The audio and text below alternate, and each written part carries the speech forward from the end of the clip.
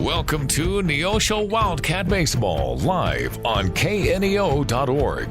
This broadcast is a sporting outreach of the KNEO Sports Network. You're now locked into the official pregame show of the Neosho Wildcats.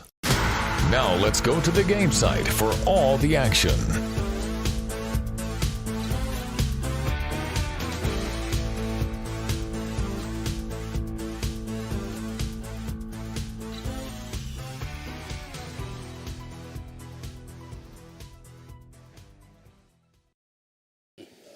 And good evening, Wildcat fans from the Roy Shaver Stadium in the Marion Family Complex. John Ball, Matt Ball with you.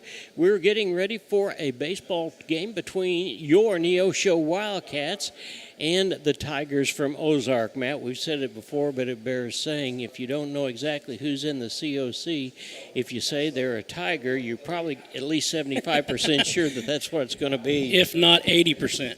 Absolutely. So thank you so much for being with us this evening. This ball game is being brought to you in part by ProLube, the Tire and Auto Center. This is the pregame show, and the Cats come in with a record of 10-6. Ozark comes in with a record of 13-7. They were very successful last year as they had a record of 19-12. They're coached by Justin Sundry, who is in his 6th year as head coach. The Tigers, however, are returning 3 starters from their squad last year. Pitcher Luke Baer, who will be on the mound tonight for Ozark. Then first baseman Rylan Sutton. And closer, Caden O'Donnell, who will come in. He's also playing shortstop tonight, I think. So should be a good opportunity. Coach Sundry says our goal every year is to win the district playoffs. And that is exactly what they would like to do this year, Matt, since the district playoffs, the District 6, Class 6, which we're in, by the way, is in Ozark. Yep. They've got a brand new field. They're in the process of getting it finished up, and I heard the field is immaculate. So we're excited to, after the season is over with, to get out there. You are listening to the Neosho Wildcats on the KNEO Neosho Wildcat Sports Network. We'll be right back after this. Hi, I'm Barry Reel with the First Free Will Baptist Church of Neosho. And if you're watching the game tonight, you probably like winners. You probably want your team to win, and I understand that. Every game's going to have a winner and a loser, but I want to encourage you in life to find the winning team. Jesus Christ is leading the winning team, and he wants you on his team. Joshua says that we have to choose which side we're going to be on. He says, choose you this day who you're going to serve. So I want to encourage you, along with Joshua in the Old Testament, to choose a team to serve. Call out on the Lord today. Talk to him, trust him, and see what he'll do in your life. I want to encourage you to choose the winning team. That's Jesus' team. I hope it'll be your team. For KNEO Radio, this is Barry Reel.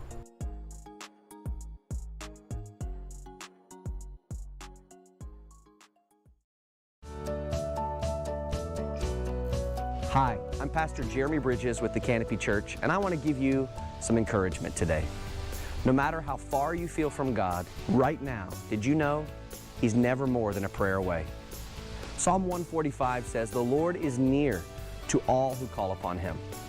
If you need to reconnect with God today, he's just one prayer away. If you need to ask for forgiveness, he's just one prayer away. If you need God's help or guidance, all it takes is a prayer. If you haven't talked to God in weeks and you know your relationship with him isn't as it should be, cry out to him. It's just one prayer away. And if salvation is what you need, ask him. He's just one prayer away. Have you talked to God today? He's waiting to hear from you. For KNEO Radio, I'm Jeremy Bridges.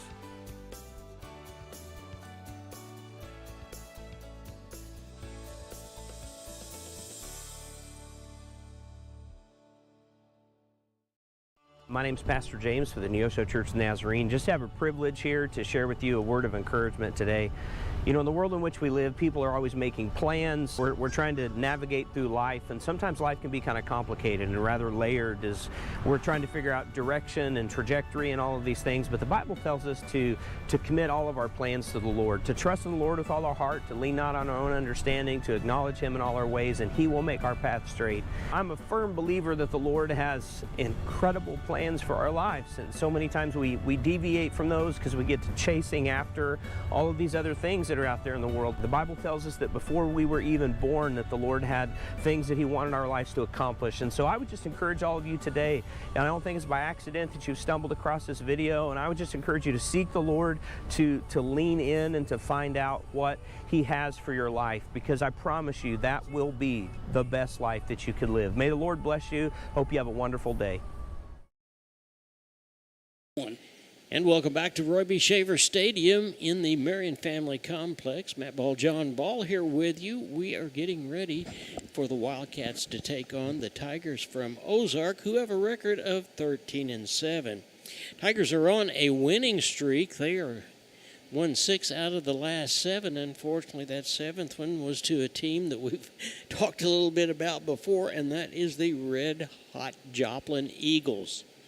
And Joplin beat them 2-3 in 7 innings just not too long ago. By the way, Joplin will be here on Tuesday night. Now, that will be the next ball game that we telecast. However, the Cats will be playing Hillcrest here on Monday night. That's not a ball game that is available due to some personnel issues, but we will certainly have that next ball game. But hey, do me a favor and come on out and support the Cats.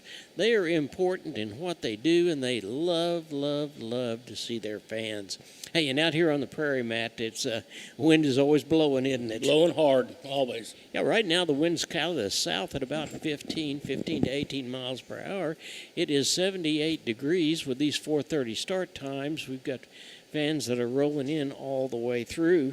On the mound for the Cats tonight is going to be Drake Jennings. We've seen Mr. Jennings at the last 3 home ball games, and first ball game we saw him was a complete ball game, and we were thrilled to death because anytime you get your starters to do a complete ball game, it just adds something to the rest of the staff and allows them to rest just a little bit. Ozark scores 5.8 runs per game, and they give up 4.7.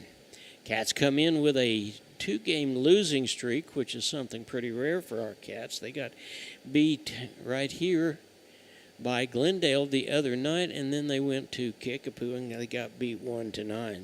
They're still scoring 7.9, and they give up 5.3. Cats have a little tough time in the middle relief infield, but I believe we're going to right the ship tonight, and we'll talk about that a little bit more when we get ready for Keys to the Cats. Head coach for the Neosho Wildcats is Keith Kilgore. He's in his 2nd year at the helm. However, Coach Kilgore is also athletic director or activities director, and he also has a whole lot of experience. He came to Neosho with 17 years of head coach experience down in Arkansas, and there's probably nobody that loves the game of baseball any more than he does. Hey, I have to give a shout-out to Josh Jennings right down there. He's there. He's here. He's going to be watching his son play. But Drake, you bet. Yeah. Drake is a good-sized young man. Drake's been playing for 3 years that we've seen, and last year, kind of like some others, he did some pinch running for us, but he also filled towards the end of the season. He filled a couple of outfield positions. Absolutely. When he's not pitching, he is playing first base. We're going to take another timeout. This is the ProLube Tire and Auto Center pregame show. You're watching the Neosho Wildcats on the KNEO Neosho Wildcat Sports Network. We'll be right back. The Neosho R5 School District is committed to shaping the future, one student at a time. From academics to athletics, we empower our students to reach their full potential, installing values of hard work, teamwork, and integrity. We would like to thank you for tuning in to the broadcast today and cheering on our Wildcats. Our dedicated teachers, staff, and coaches work hand in hand to provide a well-rounded education that prepares students for success. Together, we're building a brighter tomorrow for our community. The Neosho R5 School District, where excellence thrives. People's Bank of Seneca. We care about your journey every step of the way. Since 1996, visit us in Joplin, Neosho, or Seneca. PeoplesBankOfSeneca.com. Member FDIC. Proud sponsor of area athletics. Let's score big together. I learn best by doing. I enjoy helping others. I want to leave my mark. Here, I discovered what I can do and who I can become. What begins on this campus moves into studios, hospitals, and communities around the globe. This is Missouri Southern State University. Explore boldly. Care deeply. Impact globally. One expanded mission built with lion pride. Today's sporting event is being made available for your family by Chris Wright of Dig Right Equipment Rental, located just off Highway 49 at the Carterville exit by Casey's. Open Monday through Friday and Saturdays till noon with rentals of outdoor construction equipment and even attachments for your machines. Chris Wright of Dig Right Equipment Rentals is a proud supporter of today's game.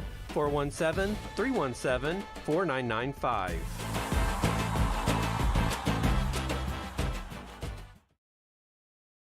Compton CPA Group PC, located at 112 Northwood in Neosho, is a full-service accounting firm and is proud to support the Neosho Wildcats. Compton CPA Group PC can assist you at every stage of your financial life and help you work toward your financial goals. From tax preparation to bookkeeping services, Compton CPA Group PC has you covered. For all your tax and business affairs, call 417-451-2932 or learn more at ComptonCPAGroup.com. Helping your teen learn smart money habits doesn't have to be complicated. First Community Bank's teen checking account is built for tweens and teens 11 and up with parents in mind. Teens get their own debit card, ATM access, and mobile check deposit, plus a bundled savings account to help them plan ahead. Parents get peace of mind with no monthly fees, parental debit card controls, alerts and notifications, joint ownership, and full account access. Stop by any First Community Bank location to open a teen checking account today. First Community Bank, where community comes first. Member FDIC. See bank for details. From the Marion Family Complex, Matt Ball, John Ball with you. We're at the Roy Shaver Stadium as the Wildcats get ready to take on the Ozark Tigers. Boy, beautiful, beautiful day. It is 78 degrees out.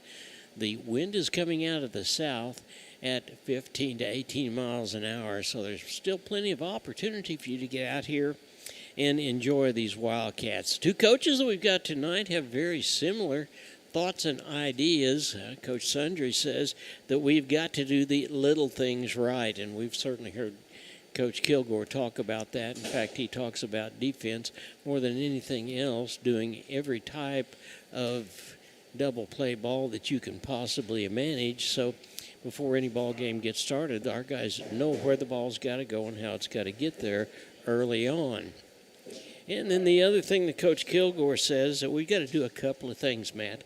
We've got to take care of each other's back, and we've got to play as a unit. We have experienced that since the beginning of the season and done a real good job. We just got hit a little bit of a rough spot there. And with Keys to the Cats, we'll talk about that just a little bit more. Talk about district playoffs just a few minutes ago, and we did tell you that we will be going to Ozark. Right now, district playoffs look like this. Branson has 10 wins and 7 losses. Glendale has 12 wins and 8 losses. Joplin is 8 and 5. Kickapoo is 11 and 7. The Wildcats are 10 and 6. Nixa is 12 and 4. Ozark is 13 and 7. And Republic, where we'll be playing next week, is 7 and 10. Why do I tell you that? Because the Cats have lost a couple of ball games, but there's no need to hang our heads. We're still right in that mix. Yeah, absolutely. We've got some great opportunities. We've got some great starting pitching, and we just got to get back in sync, and we'll be ready to go. This is the pregame show. It's brought to you by ProLube, the Tire and Auto Center. We're going to take another timeout. We'll be back with Keys to the Cats and starting lineups and much, much more. You're watching the Neosho Wildcats on the KNEO Neosho Wildcats Sports Network. We'll be right back. Looking for extra space near Neosho? At 86 Mini Storage, we offer secure open parking for RVs, campers, and vehicles. Plus, we have a selection of storage units that can hold whatever you need. Conveniently located in Western Neosho with 24-hour access for our customers, and right now, your first month is free. To find out what spaces are currently available or request a unit, visit 86ministorage.com or call 417-621-1601. A business impact partner of KNEO is ProLube Tire and Auto Center in Neosho. Serving the area since 2001, they're open Monday through Friday from 7 a.m. to 5:30 p.m. ProLube Tire and Auto Center offers tire and brake repair, as well as transmission service, front-end alignments, and more. Located at 1406 North Business 49 in Neosho. For more information, 417-221-6795 or online at proluberepair.com.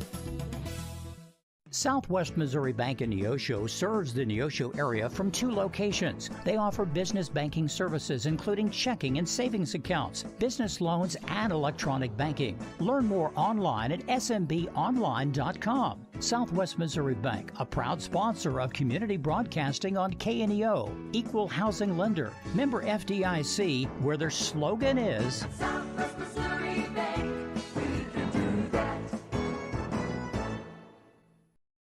Missourians know we've got their back. For 75 years, they've turned to Missouri Farm Bureau Insurance for dependable, personalized life insurance coverage. That's 75 years protecting families and the lives they've built.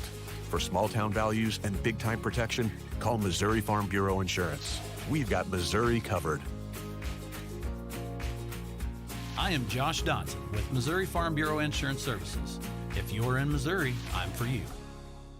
At Calvary Neosho, we aren't your grandmother's church, because she lives in Akron, Ohio, and that would be a terribly long commute for church. But if she did live in Neosho, we at Calvary would be delighted to have her come visit us. And since you live here, we would definitely like you to come visit us. Then, when your Nana comes to visit for Christmas, you can bring her to church and introduce us to her. We're sure she is a delightful lady. You can find us at Facebook/Calvary Neosho, or join us in person at 3650 Oak Ridge Extension. We gather for worship Sundays at 10:30 a.m. Calvary Neosho. Not your grandma's church, but we'd sure like to meet her. Locally owned, operated, and here for you. Check out the new face of the Neosho Daily News, covering Newton County, highlighting area residents, businesses, school news, sports, and more. Find us on Facebook at Neosho Daily News or call 417-451-1520. Go get 'em, Wildcats! Welcome back to the pregame show. It is time for Keys for the Cats. Keys for the Cats is sponsored by State Farm Eric Norris in Neosho, located at 437 West Kohler Street in Neosho. Eric and his team offer a variety of insurance services for individuals and businesses. Learn more online at ericnorrisinsurance.com or by phone at 417-451-6666. All right, we're ready for Keys to the Cat. We'll start off with the letter G. Get back on track, and get back on track right now. This is an Ozark bunch that we can and should beat if we play the kind of ball that we played at the first of the year. This is a talented ball club, Matt. It's just a matter of making sure that we get everything in place the way we need to. P, it's not time to panic. This is a rough COC schedule. It's time for us to dig down deep inside and do what we do best. We play great defense, we get on base, we're aggressive, and we score runs. Then the letter M in the middle of the game has been tough for us. So with good pitching and putting the ball into play, we ring the bell tonight. Free passes are a thing that we cannot allow. Defensive players are good, and they can back up the pitching. Let's just give them an opportunity to show it. Free passes don't allow us to play defensive ball. And then D, discipline. Let's take everything as it comes to us. Let's get on base. Let's show our speed, and then the talking part will be over and we ring the bell. How about that? That's right.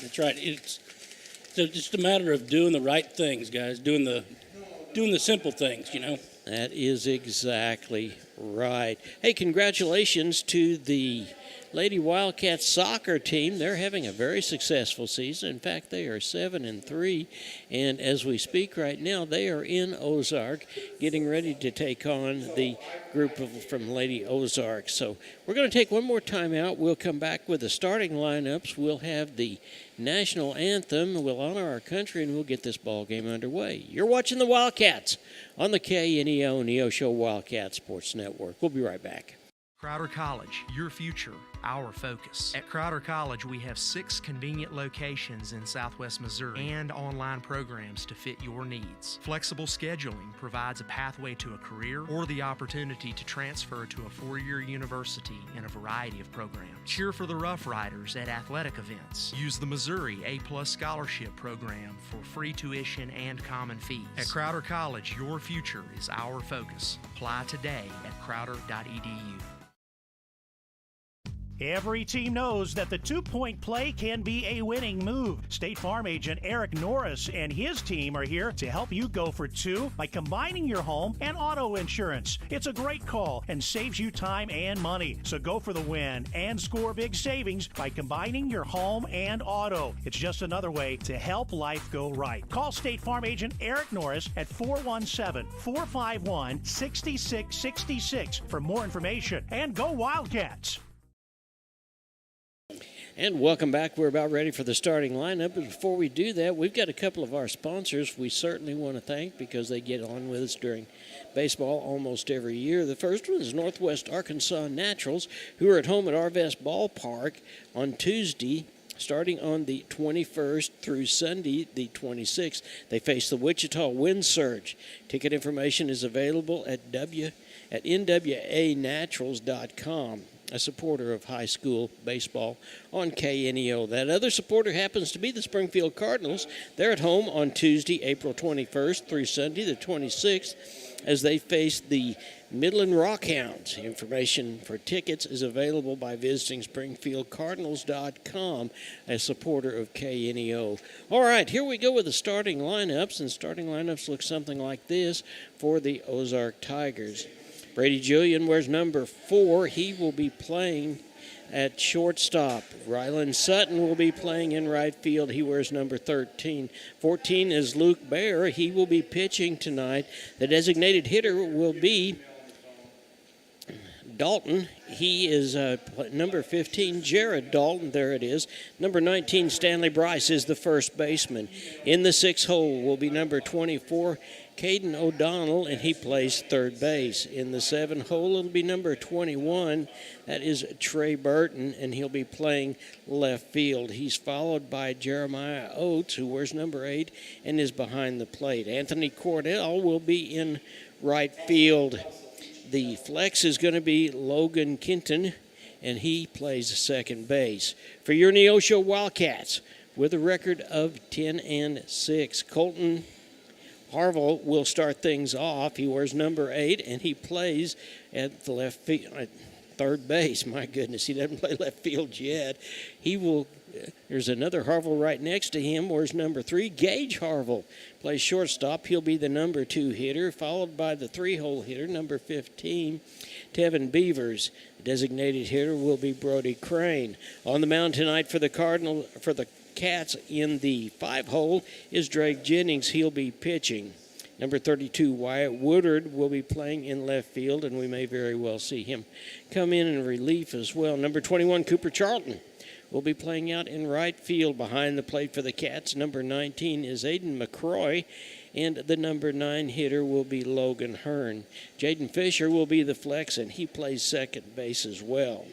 So that's the way it looks right now. We are waiting. We don't see the officials coming out just yet, so we're going to take one more time out.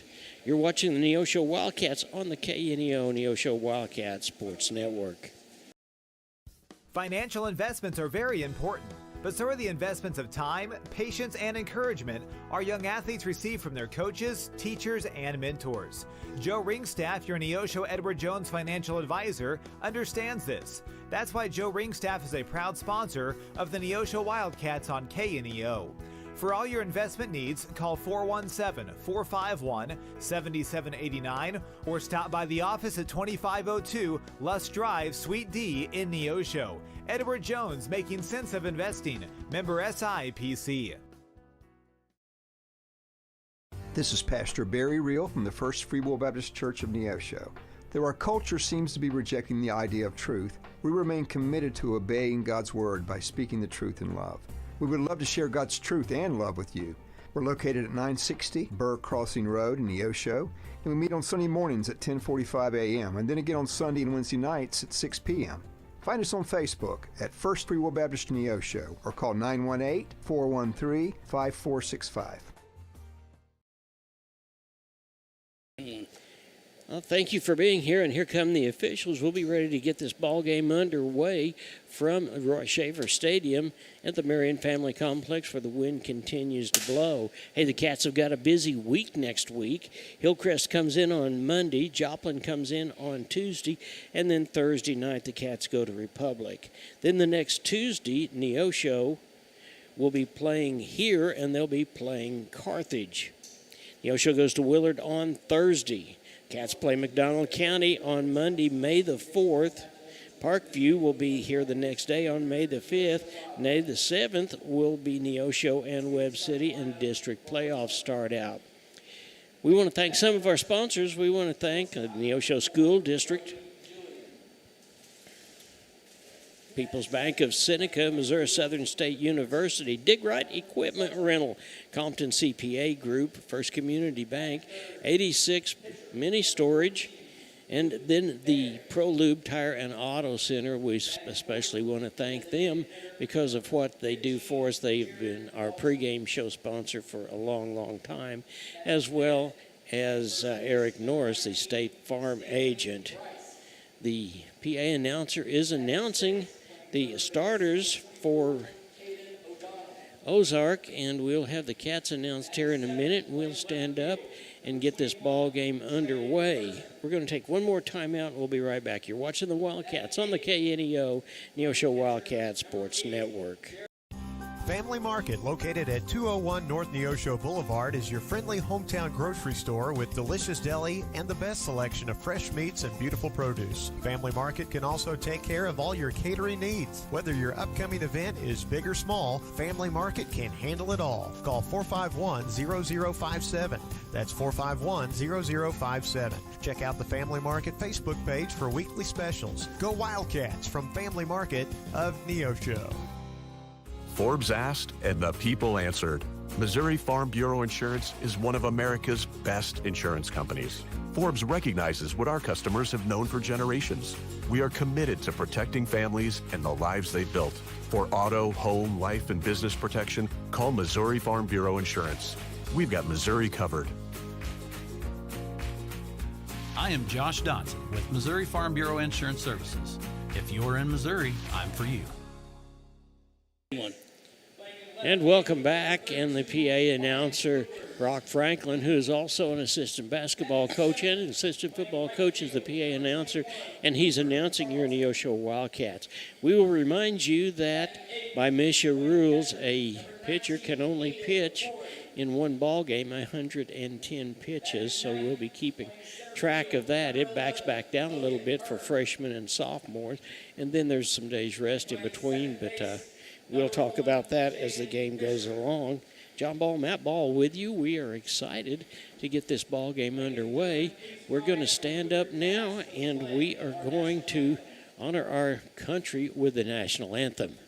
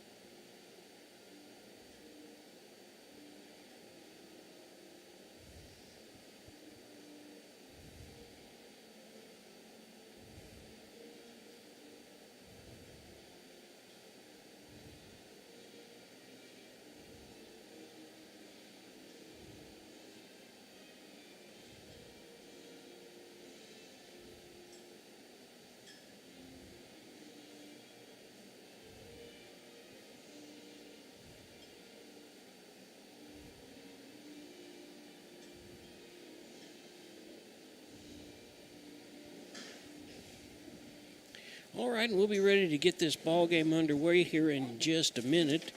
And the Neosho Wildcats head coach is Keith Kilgore, and he is supported by Coach T. Hessel, who will be down at first base. Drew Osborne is a pitching coach. Jason Galbraith is another one of the assistants. We are ready to get this ball game underway. And the guy on the mound is a guy that we seem to see a lot of, Matt, and that is Drake Jennings. Yep. Drake is grown up here and has been part of this program for many, many years, and it's exciting to see a young man like him be able to come in and take the mound. As we said, started out watching him as he was a courtesy runner. Then he played center field, and then last year he played a little bit of left field also, and now he's on the mound for the Cats. He played really good in left field, too. Yes, he did. He sure did. For the Cats, going from third base, it'll be Harville, Fisher, and Beavers. Drake is on the mound, and McCroy is behind the plate. In left field, it'll be Woodward, Hearns in center field, and Charlton in right field. And we're taking just a few more warm-ups, and we'll get this ball game underway. It's going to be Julian, Sutton, and Bear, and if anybody gets on, it'll be the DH Dalton. Home plate umpire is standing there, and McCroy's throwing the ball back, and we'll be ready to get going. And here within just a minute or two. Thank you so much for being here. The wind is blowing just a little bit as it blows from the south. In fact, if you could get a picture of what we call our wind gauge, which is the American flag over the Carver Elementary School, it is standing straight out, isn't it? Just popping hard. It is hard. Here's Brody Julian. He is the sophomore, but he is also the shortstop on this ball club. Well, let's see what he has to offer. Drake Jennings on the mound for the Cats. He looks down, gets the first pitch, and here it comes, and that's fouled off for strike one. And this ball game is underway. Thank you so much for being here. We appreciate it. We hope it'll be an entertaining evening, and it'll kind of break up a little bit about what's going on. Jennings comes down with the second pitch, and that's high and inside for a ball. That'll even the count at 1-1. Sutton, Bear, and Dalton will be up in this part of the inning, unless it's a 3-up, 3-down. There's the next one, and that's high and outside. So that's ball two. You can just kind of look at some of the shirt sleeves, and you can see that wind is picked up considerably. Here comes the next pitch, and that's swung on, strike two. That'll even the count at 2-2. I'd say there's a good chance that the left fielder's going to have plenty to do tonight, man. What do you think? I'd say so. Yeah, and the center fielder out there as well. And there's another foul ball, and it's swung on, so we'll do it again. Counts even at 2-2. In case you're just joining us, it is the first inning, and Ozark is up to bat. First batter. Jennings wants to talk for McCroy for just a minute or two, so they go out and make sure that they've got signal straight.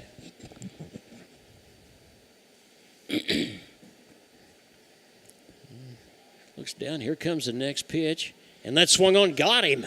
First strike out of the side. That was a pretty pitch right there. And the Cats, rightfully so, will throw the ball around just a little bit. They'll throw it around the horn. And we did that with 6 pitches, Matt. Yep. We sure did. So here's the right fielder, Ryland Sutherland. He's one of the 3 ball players that starts this ball game from last year. That ball was high and outside for ball one. Drake just needs to bring his pitches down just a little bit. Here comes the next pitch. That's low and outside for ball two. Pretty good crowd coming in. Few people, as it happens, as people get off work, a lot more will be here. There's the next pitch, and that's in there for a called strike. I believe that was a fastball, Matt. Yeah. He's got a little heater. Yes, he does. There's the next one, and that's in there for called strike two. Just like that. Jennings evens the count. 2 balls, 2 strikes, 1 out. We're in the top half of the first inning. Here comes the next pitch, and that's popped straight back. Hits the backboard, and the umpire dishes out another ball. You know, that wind blowing like it is, I mean, he's going to have to adjust on his pitching.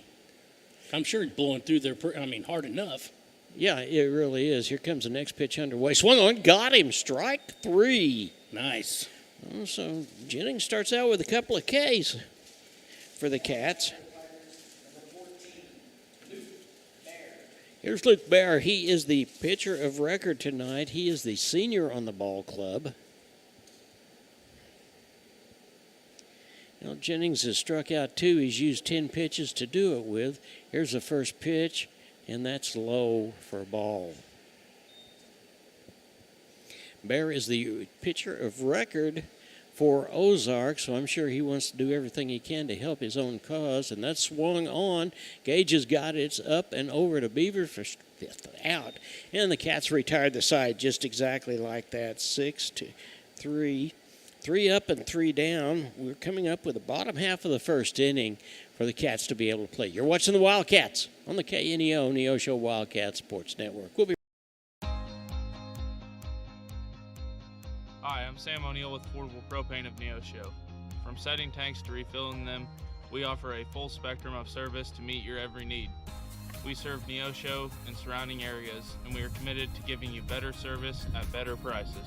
Give us a call today, 417-437-8927. Thank you.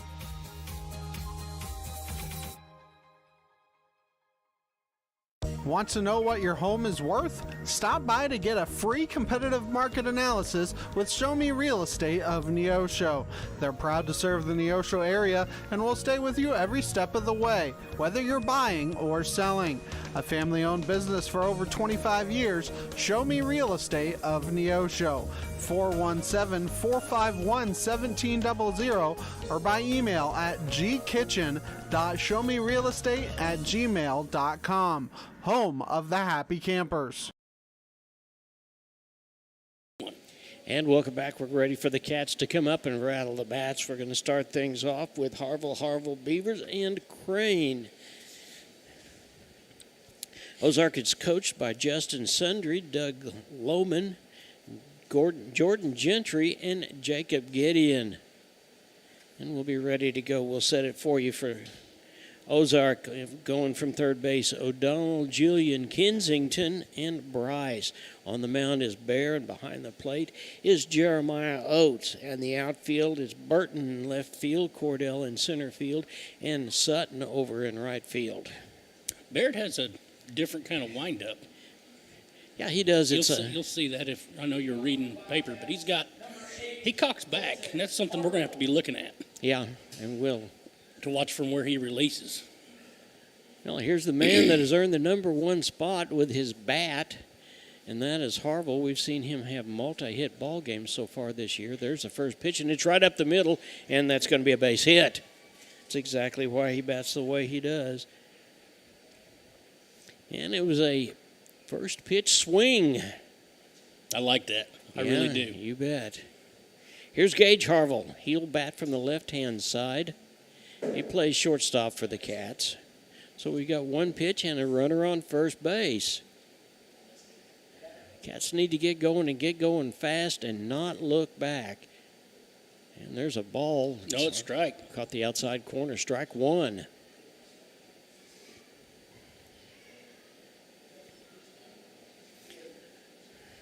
There's a pretty good-sized young man. I'll bet he stands 6'1", 6'2". There comes the next pitch, and there goes Harville, and he'll be at second base without a problem.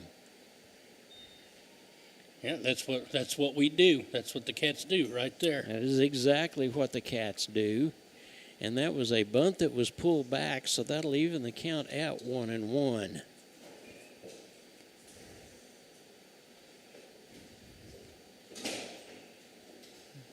This is a good game for the Cats to get a little bit of swagger back. There's the next one swung on, and that goes to the second baseman. The second baseman is going to get over to first, but Harville goes on to third base. So we've got a 4-3, 1 out, and a runner on third base. Here's Tevin Beavers, the first baseman. I'm sure they're talking about that wind up a little bit. Yeah, I'm sure they are. And that's, I like to see that. I like to see hitters come in and talk to one another. That's the right. last hitter come in and talk to the next one up. This ball game is being brought to you by Josh Dodson, your State Farm agent, Freeman Orthopedics and Sports Medicine, Calvary Baptist Church. There's the first pitch. It's in there for a called strike.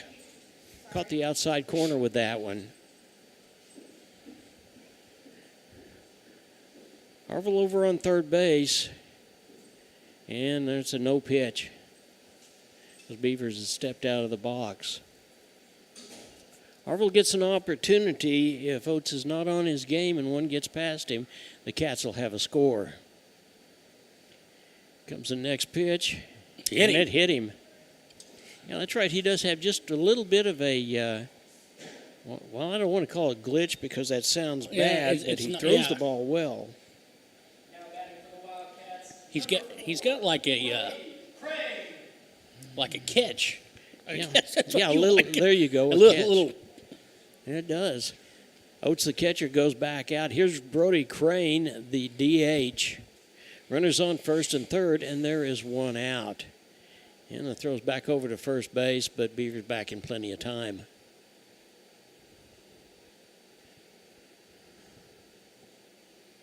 Crane steps out, gets back in, and maybe we're ready to go. Cats have got a great opportunity to get out in front of this ball game quickly.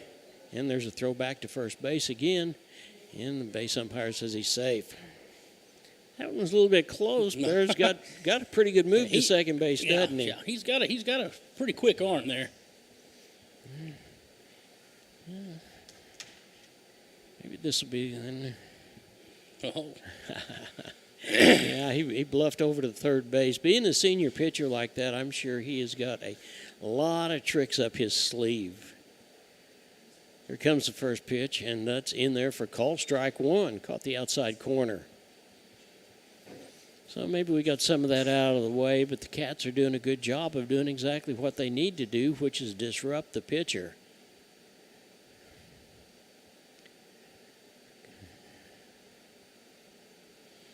And once again, he fakes over to third base and then turns around, but Beavers has figured it out by now. Joe Ringstaff, he's your financial advisor for Edward Jones.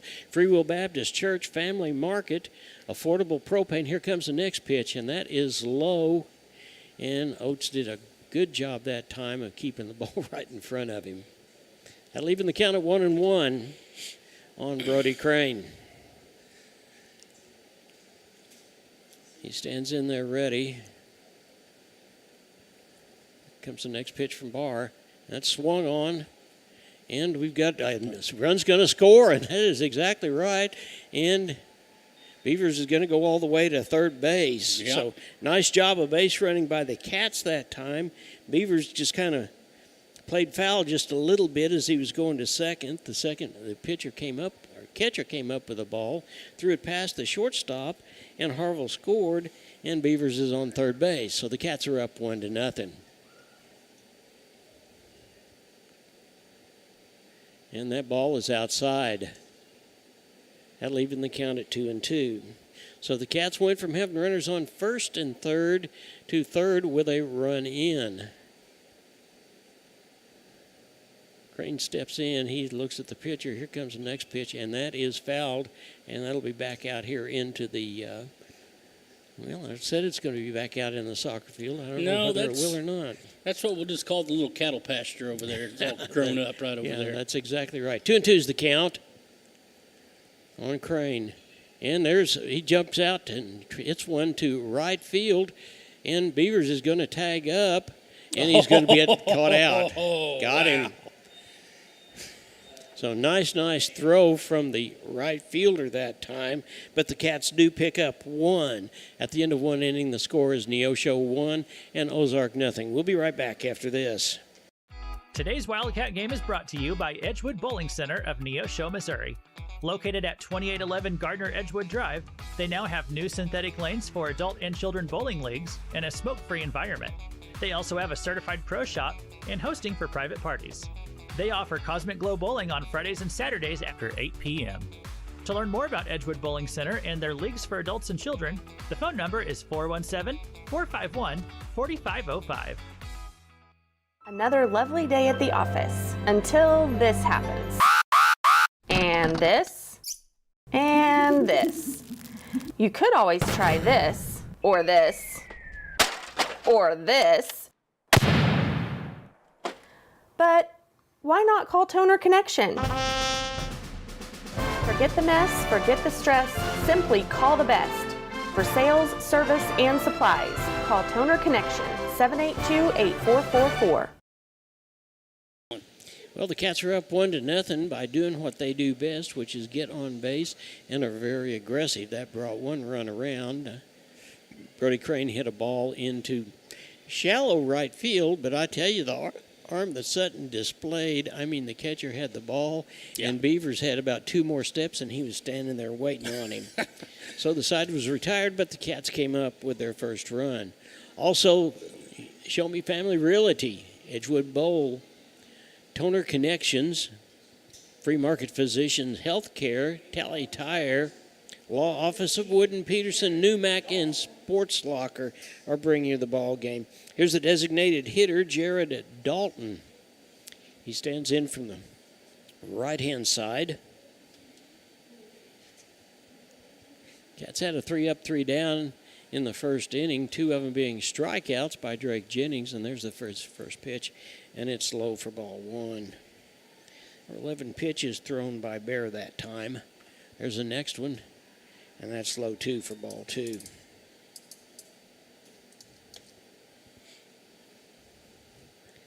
The wind does not seem to be slowing down in the least little bit. There's the next pitch, swung on, foul ball, strike 1. That was a little bit of a change-up of some sort, maybe a little bit of a curveball. Well, he was way out in front of it, that's for sure. It sure was. So ball and 2 strikes. And here comes the next pitch, and just like that, the count's even at 2-2. Jared Dalton, the designated hitter, number 15, is the first to hit, and there's a swung on, and it is fouled over here almost to the Wildcats' dugout. Bryce O'Donnell and Burton scheduled to be up in this inning. Cats could use another 1-2-3 inning, that's for sure. Swung on, got him, strike 3. So all of a sudden, our hero is Drake Jennings. He's got 3 strikeouts. Here is Stanley Bryce, the first baseman. He looks down, looks at his wrist coach. Here comes the first pitch, and that is launched, but it is going to be fouled and probably end up out of the ballpark completely for strike 1. The way that wind is blowing like that, you hit anything down the line, it's going to go foul. Here comes the next pitch, and that one swung on, and Hearns is on his horse, and he's under it, and he's got it for the second out. Great catch. Way to play the sun popping out. Here's Caden O'Donnell. He is the third baseman in today's ball game. Where's number 24? And he steps in there on the left-hand side. Here comes the first pitch, and that is a little bit inside for ball 1. Cats could do with another 1-2-3 inning, going back to Coach Kilgore's goal, strike 1. That'll even the count at 1-1. And his goal is that we score a run every inning. Yep. If we do that and we get an opportunity to have a multiple inning along the way, we win the ball game. There's the next pitch, swung on, strike 2. I believe that was that little curveball that time, too, because he was certainly out in front of it. There's the next pitch, and that's a foul ball. That's too bad because Beavers had that ball, and that would have been the third out. But the count remains a ball and 2 strikes. There's 2 outs, and we're in the top half of the second inning. Glad to have you along with us to support and root for your Neosho Wildcats. There's the next pitch from Jennings. Outside, and that'll even the count at 2-2. Cats are pretty much playing straight back, and I understand that with the wind the way it is. And there is one that is hoisted. It's going to be out of bounds. It's going to be over in the softball field, in fact. Right down there. No, Here's there right it down is. there. Yeah, I mean, look at the way the wind just that's pushed exactly, that ball. That's exactly right. So 2 balls, 2 strikes, 2 outs. Jennings gets the next call, and there it is. And there's another foul ball. I believe that one dribbled off the end of his bat. So Caden O'Donnell, the third baseman, is going to push Drake Jennings to the limit, I think. Here comes the pitch from Drake. And it was one of those slow off-speed pitches that did not curve back in, and that'll run the count full.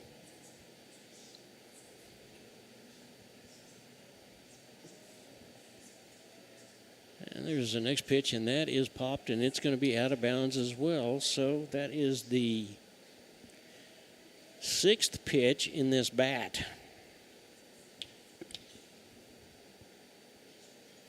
If O'Donnell gets on, it'll be Trey Burton, the left fielder, that will be approaching the plate next. There's the next pitch, and that is a high ball that is, Charlton is under it and makes the play. Nice catch. And that retires the side, 1-2-3 once again. And after 1.5 innings of play, the score is 1-0 in favor of your Wildcats, and they're coming to bat. You're watching the Wildcats on the KNEO Wildcat Sports Network. We'll be right back. Healthcare doesn't have to be complicated. At the Free Market Physician in Neosho, you pay just one affordable monthly fee, and that covers all the checkups and routine care you need. No insurance hassles, no surprise bills, just unlimited access to your doctor when you need them. Whether it's a quick visit, telemedicine, or ongoing care, you're covered. Find out how simple healthcare can be. Call 417-312-9499 or visit freemarketphysicians.com. That's 417-312-9499. Tally Tire at 18152 East Highway 86 is a proud supporter of local high school athletics. Tally Tire is your full-service car and truck headquarters. They carry name-brand tires such as Nexen, Mastercraft, and Uniroyal, ATC camper shells and bed covers, and do oil changes and tune-ups. Call Tally Tire today for all your automotive needs at 417-451-0457 or online at tallytire.com. Welcome back. It's the bottom half of the second inning. The Cats are up by a score of 1-0, basically because of good base running and an error by the shortstop, letting a ball come down to second and allowing Colton Harville to go ahead and get around and score. Pitcher of record is Luke Bear for Ozark. And here comes our pitcher of record, Drake Jennings, who has 3 strikeouts so far in 2 innings of play. Bear winds up, and there's swung on, and that's going to be fouled out of play for strike 1. A lot of fouls today so far. There certainly will be. It's going to be Jennings, Woodward, and Charlton. McCroy and Hearn. There's a ball low and outside. That'll even the count at 1-1.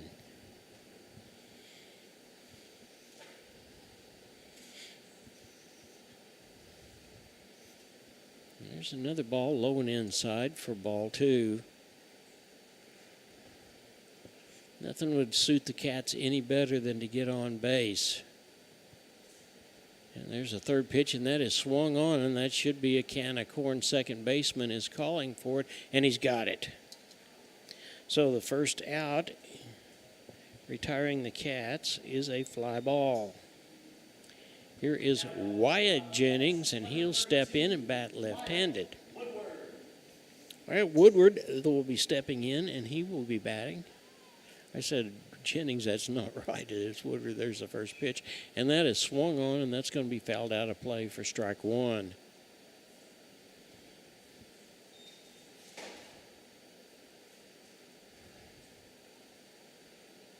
Luke Bear looks down. He gets the call from Oates, and that is high and outside for a ball. So that'll even the count at 1-1 on left fielder Woodard. And there's the next pitch, and it's just outside for a ball.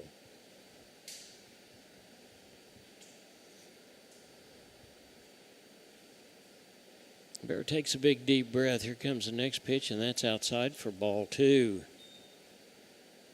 Or ball 3, I'm sorry. Mm-hmm. I think he's working on a curve. Well, he probably is. And that one is call strike. That caught the outside corner.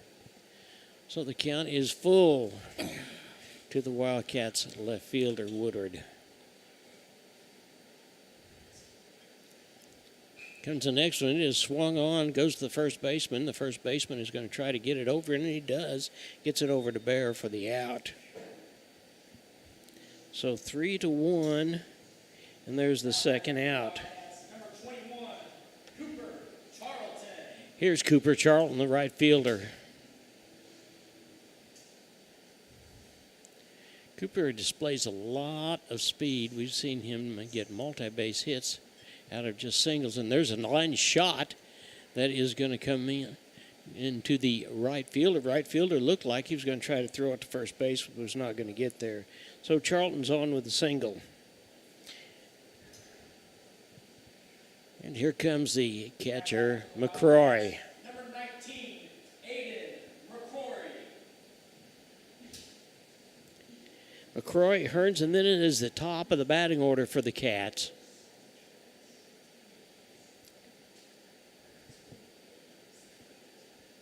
Bear swung on, and that is going to go to the shortstop, who's going to go over to second base and get the force there.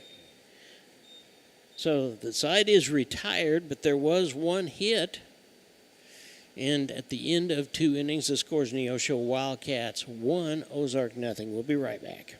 You found it, the ultimate car wash, the one that leaves your vehicle looking brand new every single time. Do we have a prep team that pre-washes? You bet. Over 300 ports applying soap to your vehicle? Yes, sir. 40 high-pressure nozzles providing over 2,500 psi of pressure? Who wouldn't?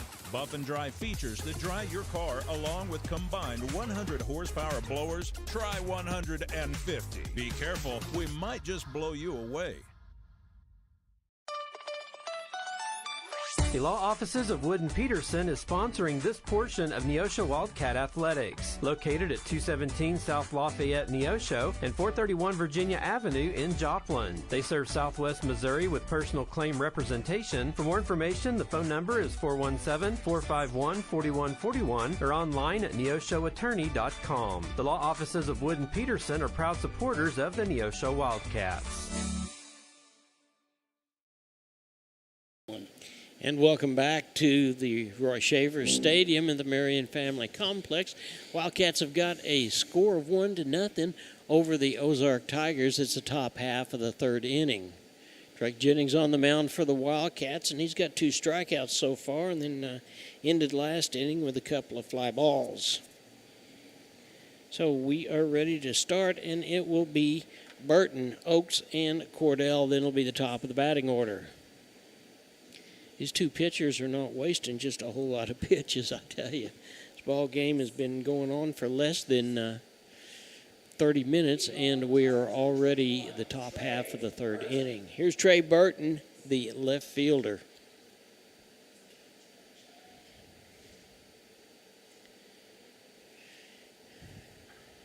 The wind continues to blow out of the south. First pitch from Jennings is low for ball 1.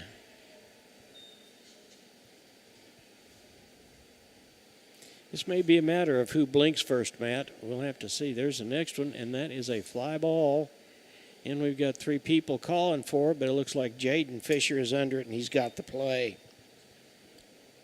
Cats doing a good job of communicating with one another, and there's the first out. Here's the catcher, Jeremiah Oates.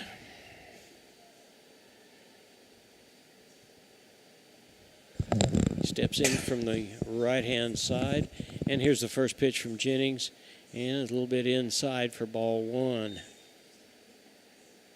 It's kind of looked for a minute like he had gotten hit, but home plate umpire said, I don't think so.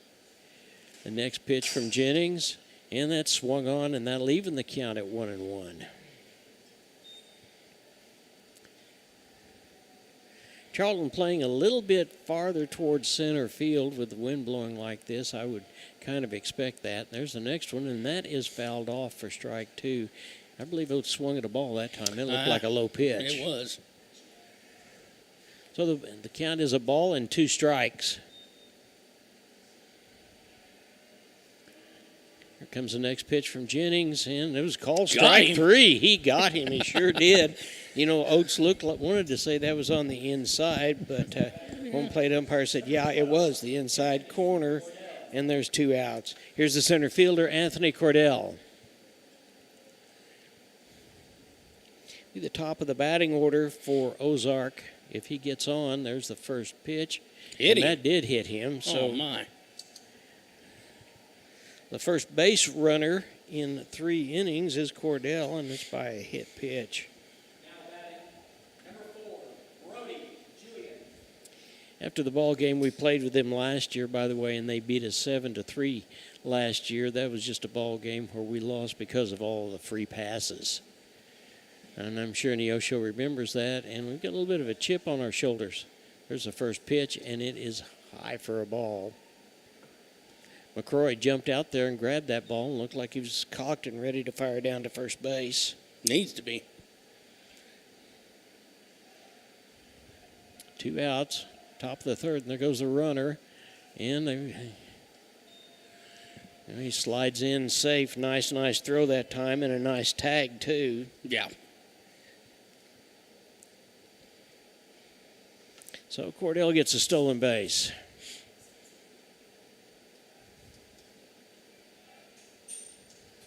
Swung on, ball gets through the infield, and looks like that Ozark's going to have their first run. And the ball got in, but the run was already in, and Julian is on second base.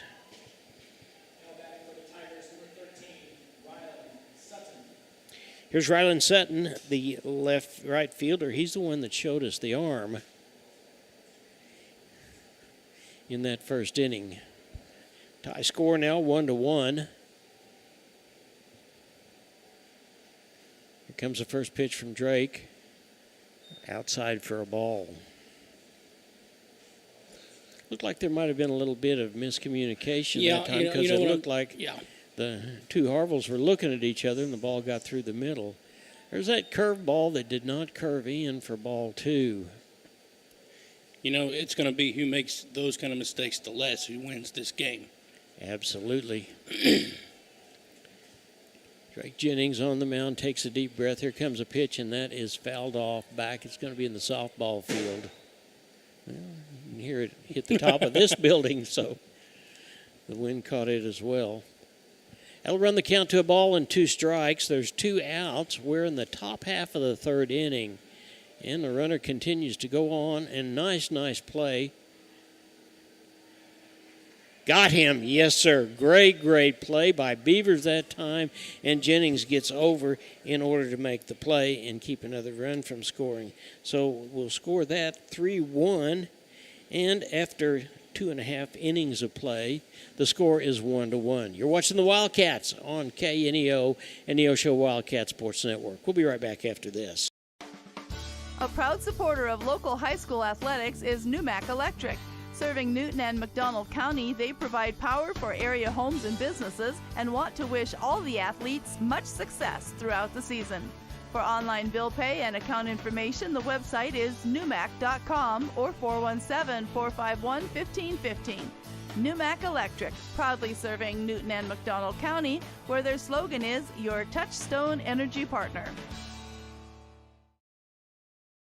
The Sports Locker, located at 1206 Neosho Boulevard, Neosho, is a proud supporter and supplier of Neosho Wildcat Athletics. Open 10 a.m. to 6 p.m. Monday through Friday and 10 a.m. to 3 p.m. on Saturday. They carry all the biggest brands, including Under Armour, Nike, and Adidas sports apparel and equipment. Be sure to check out their Facebook page at Sports Locker Team Sales and Specials, or their number is 417-451-9300. Proud supporters of the Neosho Wildcats.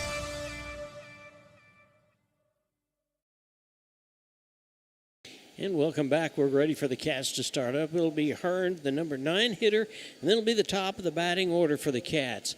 This ball game is being brought to you by Newmac Electric, Sports Locker, KSN, KODE, Zach's Car Wash, McKay Roofing, Neosho Area Chamber of Commerce, YMCA, Christian Healthcare Ministry, CareNet Pregnancy Center, and Banner Church of the Nazarene. And here is the freshman, the center fielder, Logan Hearn. If he gets on base, we'll see some speed here. There's the first one, and that is swung on, and he just pokes that ball out into left field, so the Cats have got a runner. It's a great hit.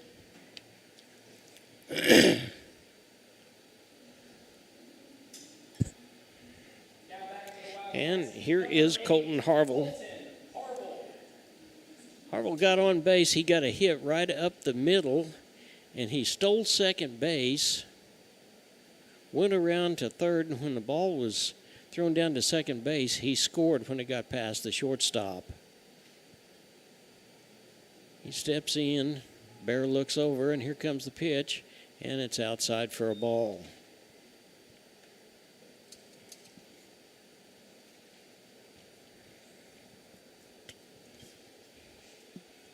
Well, Cats need to answer back right here. Yeah. Bear looks over at first base. He's got a pretty good pickoff move, and he tries it, but Hearn gets back in plenty of time.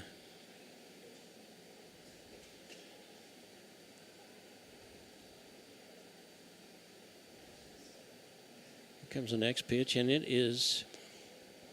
Now he gets back, and that is ball 2. Looked like Hearn was going. The catcher came up and snapped the ball back to second base, but Hearn's got back, or first base, but Hearn's got back in plenty of time. No, that pitch was high. Yeah. So he couldn't get the bunt on. Harville stands in with 2 balls. Here comes a pitch, and there's a swung on, and he's there. He is there. So Hearn is at second base. The Cats had the hit and run on. Now it's swing away. And now that's exactly right. Harville has got 2 balls and a strike on. Cats have got a runner on second base. Bottom half of the 3rd inning. Glad to have you with us today. And the ball gets away. Hearn's going to stay right there. Well, it'd been nice if they'd gone a little bit step or 2 farther, but it didn't. So Coach told him, stay there, buddy. Yeah. Yeah, with runners on base, I think base runners are going to be at a premium in this ball game, so we don't want to get anybody thrown out, that's for sure. Harville stands in there, and there's a pitch again. Hit him. And it hit him, and he's stuck. He's down. And he stands up. I believe that ball hit him right in the head. It did. That's why And I'd say that's why it bounced so far. It hit him in the helmet. I would too. I tell you, it'll rattle you around a little bit in that helmet. Yes, it will. It will, but I tell you what, he does not. No, he's not going to come out of the ball game. That's for sure. So we'll get back to the ball game, and Colton Harville is up. As we said, he scored in the first inning. The count is 2 balls and a strike. No outs, and Logan Hearn, the freshman, by virtue of a base hit and a stole base, is on second. Bear looks back. Here comes the pitch, and that's called strike on the inside corner. So that leaving the count at 2-2. Gage Harville and Beavers is up next, and Crane.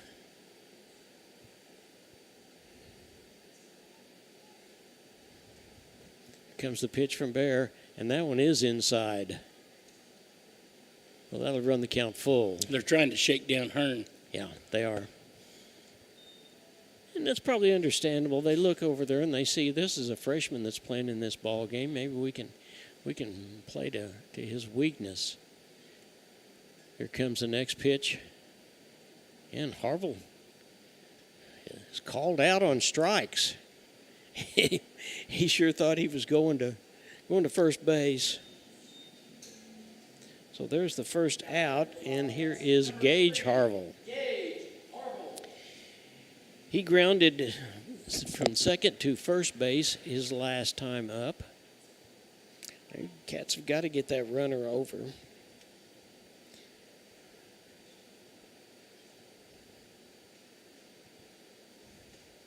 Bears looking down. Looks down at second base, stares Logan down, and there is a swung on, and it's fouled back out of play for strike one.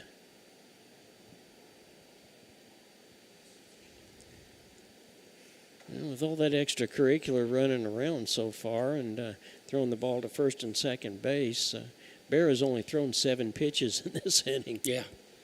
And there's one out. Cats have got a runner on second base. Here comes the next pitch, and that's fouled off, strike 2.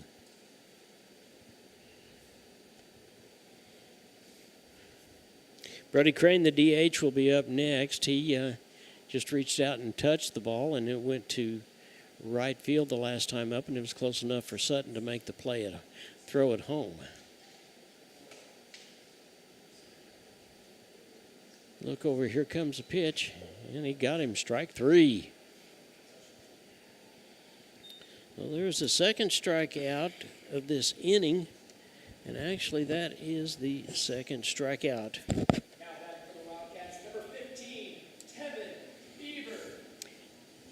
Here's Tevin Beaver, the first baseman. He got hit by a pitch the last time he was up and stranded at third base.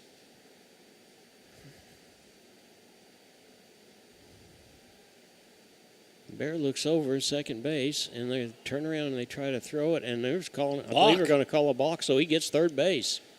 Yes, he does. So Hearns gets third base free. Ground ball through the infield is another run for the Cats. I'd say he's going to settle down and pitch some now. And that one's high for a ball.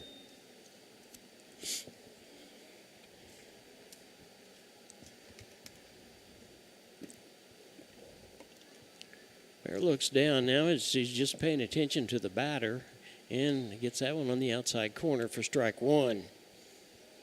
That'll leave the count at 1-1. Cats need to pick up a run right here.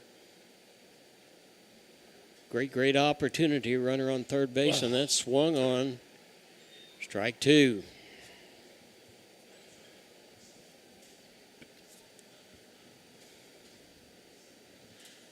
The wind is continuing to blow. It's probably up to 20-plus miles an hour now. And there is a ball that is hit to the third baseman, and he tries to get it over there. Safe. We're safe, and we've got the run that scored. Boy. So Hearn comes ahead and scores, and Beavers is on first base by way of an error from 5. And I'm tell you what, we're going to call that a base hit because that was a well-hit ball, and the third baseman O'Donnell did everything he could to try to get the ball over there. Here's Brody Crane. He just threw it too high. Yeah. Yeah, and Beavers with the speed that he's got was going to make it close anyway. Yeah, he was. Here's Crane, the designated hitter. And there's called strike 1 on the outside corner.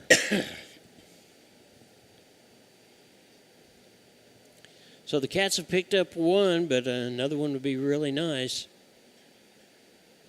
And one swing of the bat could do it right here. And that is ball low. That'll even the count at 1-1. We can't see the left fielder, but I'm assuming he's probably hugging the third base line, and center fielder is playing a little bit over from second base, and there's a swung on strike.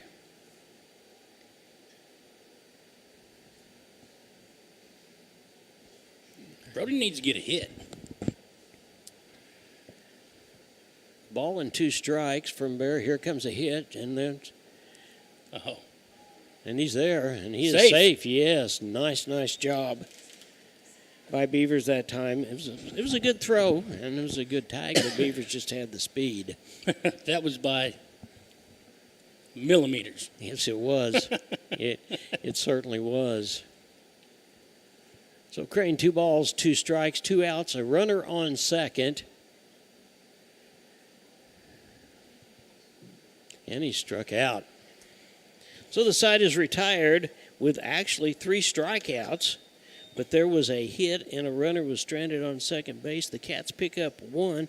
At the end of 3 innings of play, the score is Neosho 2 and Ozark 1. Ozark coming up to bat. You're watching the Wildcats on the KNEO Neosho Wildcats Sports Network.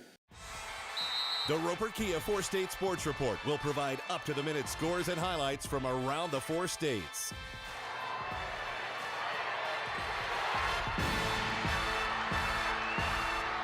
With ultimate local coverage from all your favorite teams.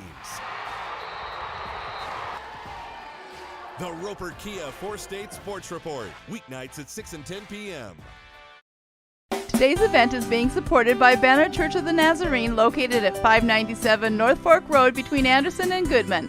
Banner Church of the Nazarene services are Sunday school at 9:30 and family worship at 10:30. Check out their special Sunday night youth fellowship. Wednesday services begin at 7, offering adult Bible study, ladies Bible study, youth and children's services. Contact them at bannerchurch.com, 417-364-7461, or dennis@bannerchurch.com. Bear Dalton and Bryce are up in this inning, the top half of the 4th inning for Ozark. If anybody gets on, it'll be O'Donnell. The guy out on the mound for the Cats is Drake Jennings, and each one of these guys, Mets, believe it or not, after 3 innings, they've each thrown 38 pitches apiece. And the wind just continues to blow just a little bit. And here comes a throw down to second base. And it's picked up by Fisher. Get the ball back in. Leading off for the Tigers, number 14, Luke Baird. Here's the pitcher of record for Ozark, Luke Bear.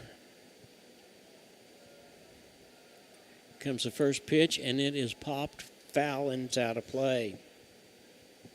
He grounded out 6-3 his first time up. So the Cats answered in the last inning. There's another swung on. That is high, and that is going to be going, and it is gone. Home run.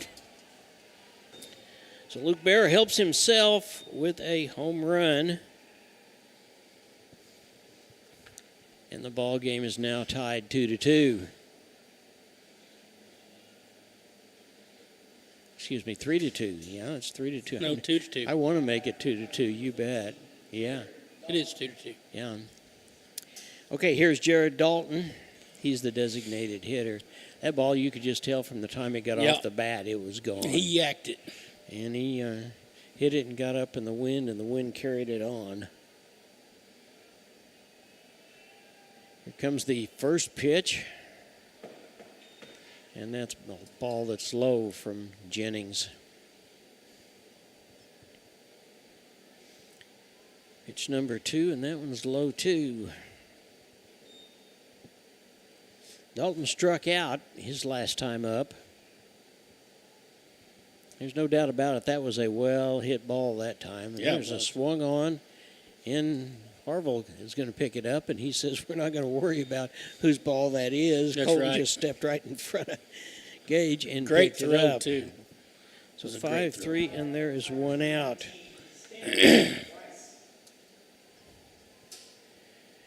Here's Bryce, the first baseman. He flied out to center field his first time up. Both pitchers are just rocking along here, and it looked like that was going to be a bunt, and then he pulled it back, and the ball outside.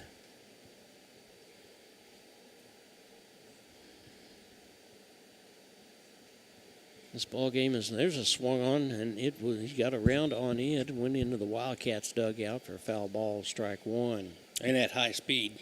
Yeah. Very much so. This ball game has not only got, as we said earlier, district playoff implications, but it has got COC implications as well. And the Cats would sure like to go home a winner on this one.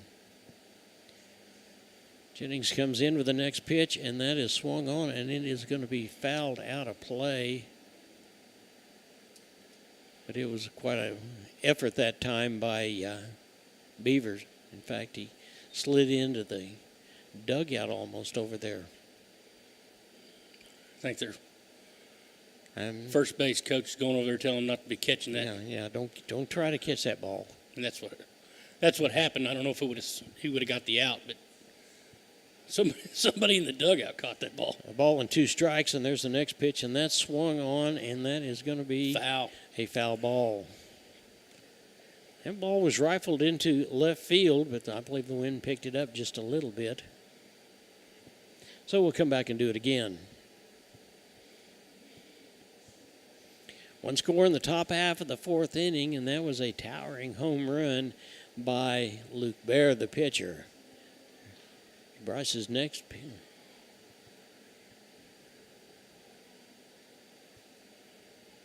The count remains the same. Bryce has had a couple of foul balls. And Jennings looks down. Here comes the next pitch underway, and that swung on, got him, strike 3. Well, that is the 4th strikeout for Jennings. And here's Caden O'Donnell. He flied out to right field his last time up. He steps in there batting from the left-hand side. First pitch from Jennings is in there for call strike 1.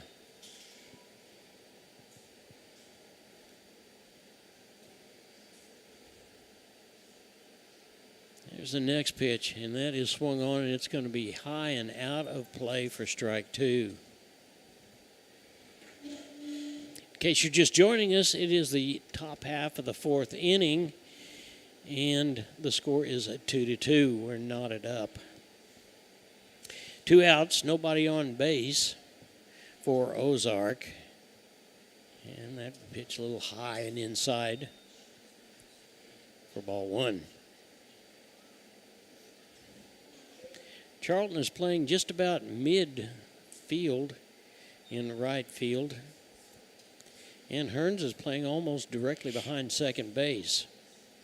As if you can visualize home plate all the way out second base, and that's where Hearns is. There's the next pitch, and there's a ground ball over to Fisher. Fisher up and over to Beavers, and that'll retire the side, but the damage was done, and it was a towering home run by Luke Hearns. So after 3.5 innings of play, the score is 2-2. You're watching the Cats on the KNEO Neosho Wildcat Sports Network. We'll be right back.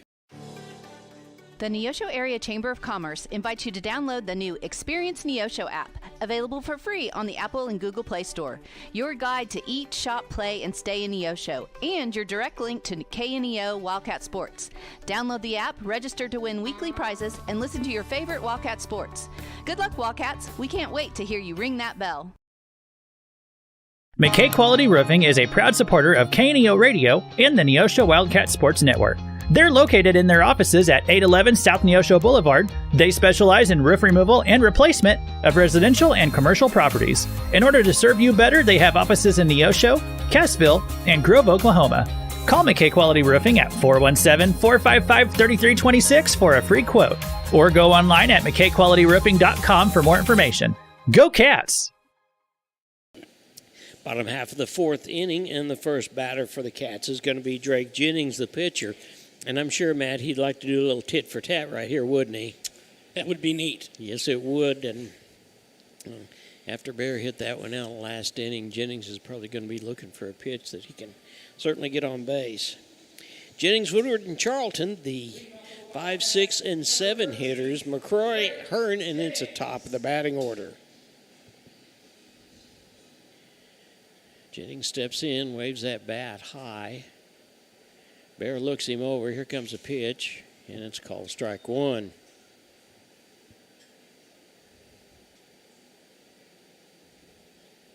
Here comes Bear's next pitch, and that's swung on, and it's fouled right back over here for strike two. Jennings flied out to the second baseman, his first time up.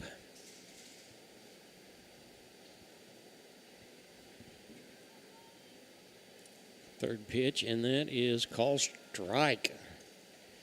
Got him out. So Jennings goes down looking for the first out. And here is Woodward. And he actually got on by way of a fielder's choice his last time up. And that ball is hit high, and it's going to be out of play for foul ball strike one.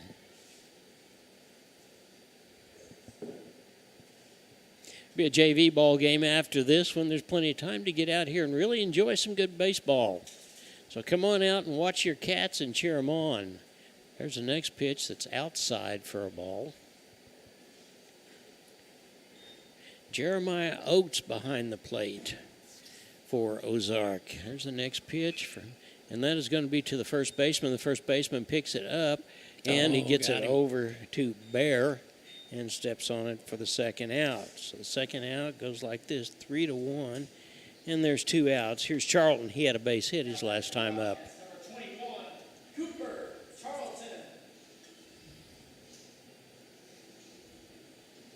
Tell you what, these pitchers have had to hustle off the mound, haven't they? That's the second one of those for Bear, and that happened with Jennings a little bit earlier, too. There's the first pitch, and it's outside for a ball.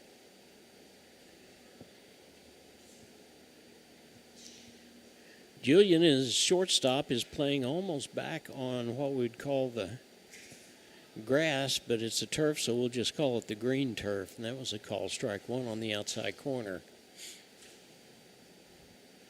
Comes the next pitch from Bear, and that one is way outside. That'll run the count to 2 balls and a strike. 2 outs, bottom half of the fourth inning. Scores tied 2-2. And there's the next pitch. It's outside, so that'll run the count 3-1. Charlton's a pretty disciplined hitter in there, so it's going to have to be a strike for him to swing at it.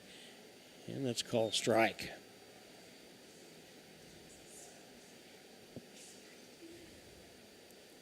Should he get on, McCrory will be up next. Here comes the pitch from Bear, and that's ball 4. So Charlton's on for the second time, this time by a free pass. He had a base hit his first time up. And here's McCrory. He grounded into a fielder's choice, 6-4, last time he was up.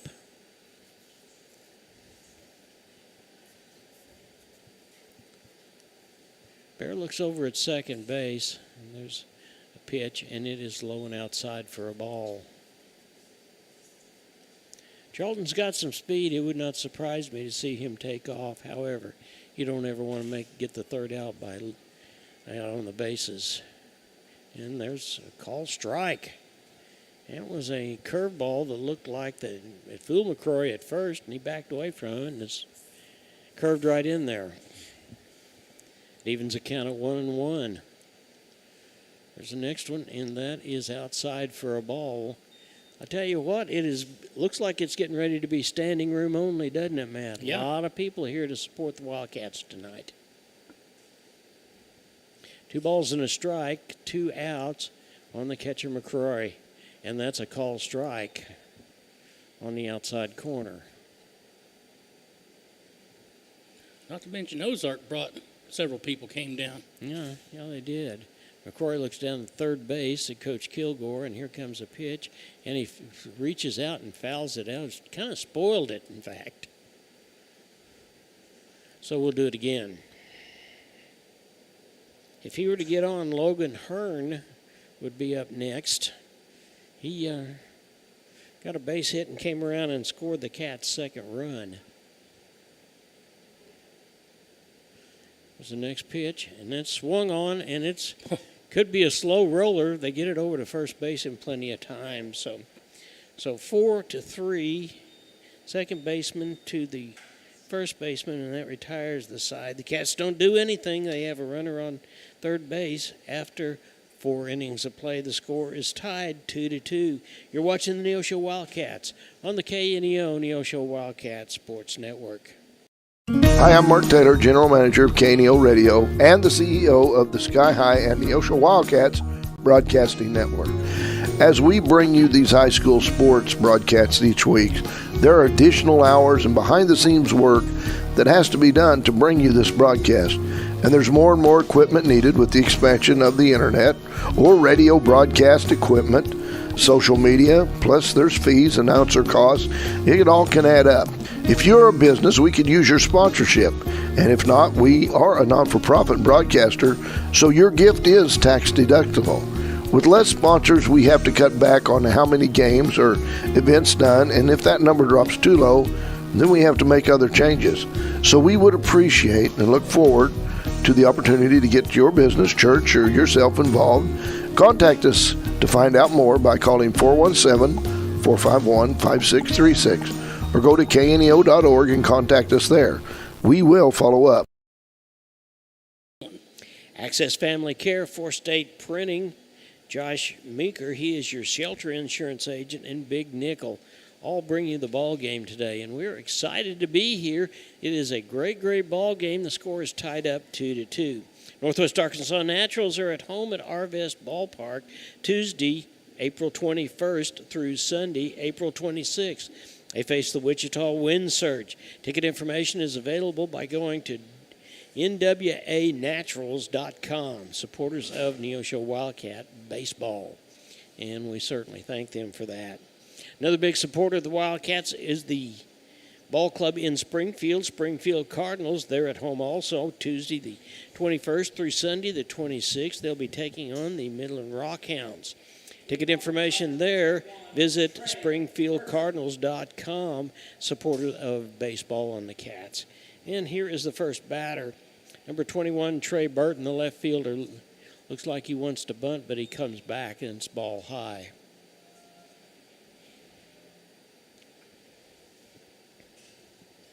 We're certainly glad to have you here with us tonight. Hey, everybody at the Neosho Daily News, and there was a bunt. They get the ball over to Charlton, and then gets away from him. And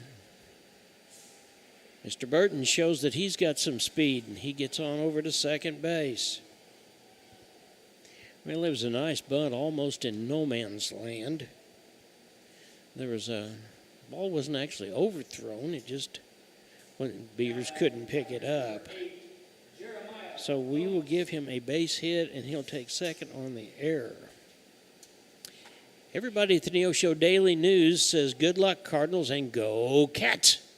Good luck, Cardinals. No, we don't want to care about the Cardinals, do we? We just talked about them in Springfield. Here's the first pitch, and that is a pop fly. Well, the Cats just let that go. My goodness. And dropped in between Hearn and Gage Harville. So there's another base hit, and runners are on first and second. So Oates gets on second. Here's Anthony Cordell, center fielder.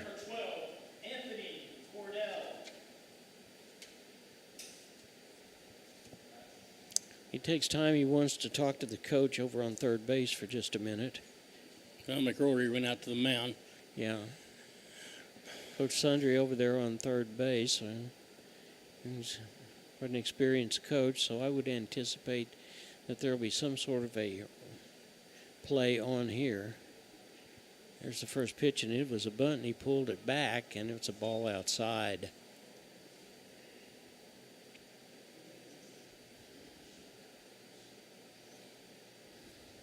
Jennings on the mound for the Cats. Most runners, it's been on base, and he swings, throws the ball over to Gage Harville. shortstop, but the runner's back in plenty of time. Burton's on second, and Oates is on first.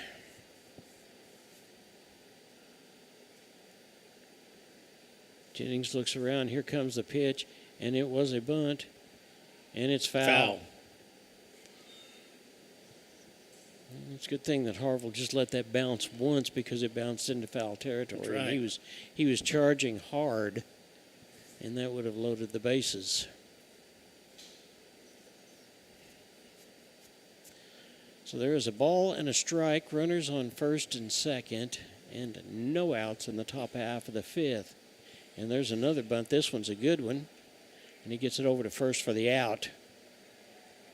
But runners advance. Jennings did a nice job of fielding that ball barehanded for the first out. Here's Brody Julian, the shortstop. He's the top of the batting order. He had a double his last time up. Jennings looking down at his wrist coach. Works from the stretch. And there's the first pitch, and it's in there for called strike one. Well, it must be getting plenty warm out there. It looks like Superintendent Jim Davis has shed his coat. Yeah. Here's swung on, and that's a foul ball, and we'll see. Everybody's giving it chase, but he gets out of bounds. Just out of play. McCrory and Beavers both were after, it looked like.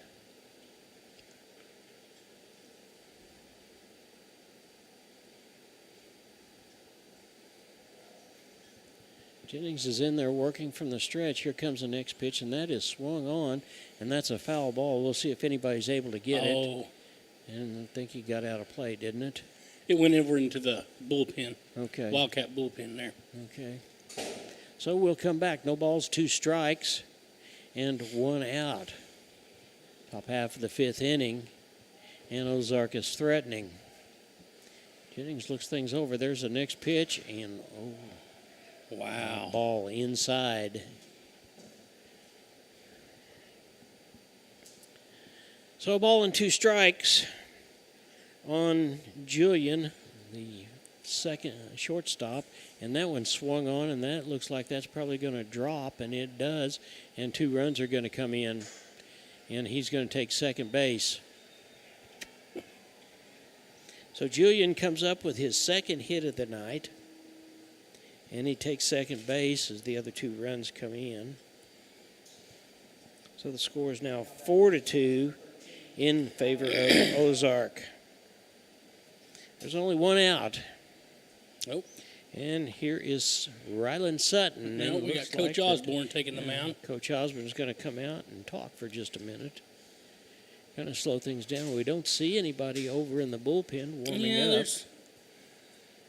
There's maybe you can see something I can't. I can. Yeah.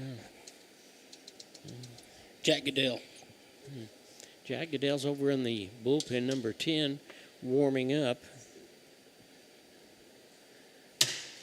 All Wildcats all the time. Check out the Neosho Wildcats dedicated video portal on kneo.org. It is the site dedicated completely to your Neosho Wildcats. Watch the game live and see the upcoming game schedule on Neosho Wildcats portal at www.kneo.org. Well, whatever they were talking about out there got taken care of, and everybody is coming back. Well, sometimes you just got to go out there and settle everybody down just a little bit. Forget about what happened, and let's just play our best game from here on out. Yeah, Sutton struck out his first time up, and that was swung on for strike 1. He grounded out to 3-1 his second time. He bats left-handed. There's the next pitch, and then nice job by McCroy of being the wall there and keeping that ball in front of him and making sure that Julian didn't go anywhere. And leaving the count at 1-1, Cats need to get out of this fix and come in and put the barrel of the bat on the ball.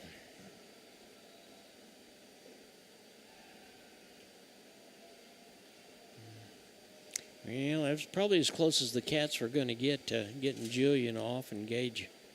Ball was thrown perfectly, and Gage put the tag on, but the base umpire was right there.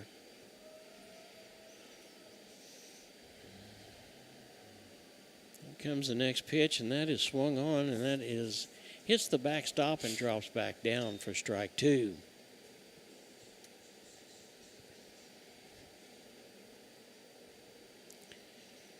Luke Bear, the pitcher of record for Ozark, will be up next.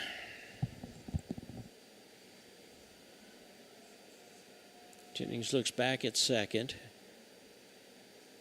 Here comes the next pitch, and that's outside for a ball.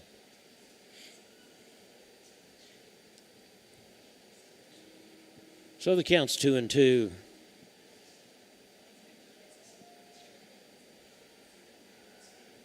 Comes the next pitch, and that is a foul ball. That is probably going to end up in the bullpen.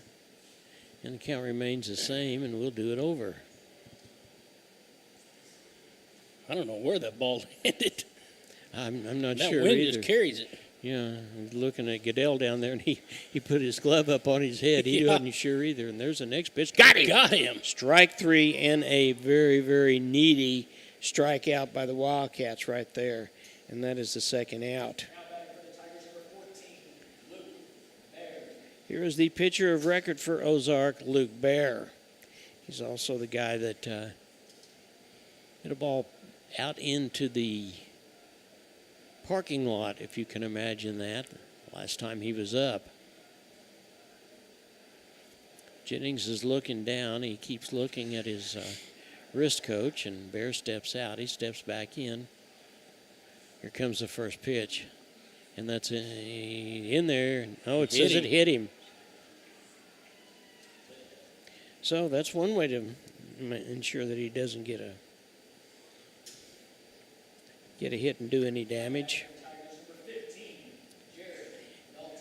Here's the designated hitter, Jared Dalton, number 15. Runners on first and second. Dalton is struck out, and then he is grounded out. And there is the first pitch. McCrory did a great job of keeping that ball in front of him that time.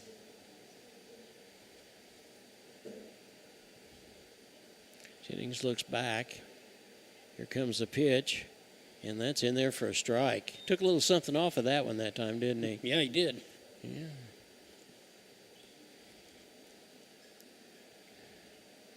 Jennings is just throwing now. He's not paying any attention. There's a ball hit to Gage. Gage is up with it over to Beavers, and that retires the side.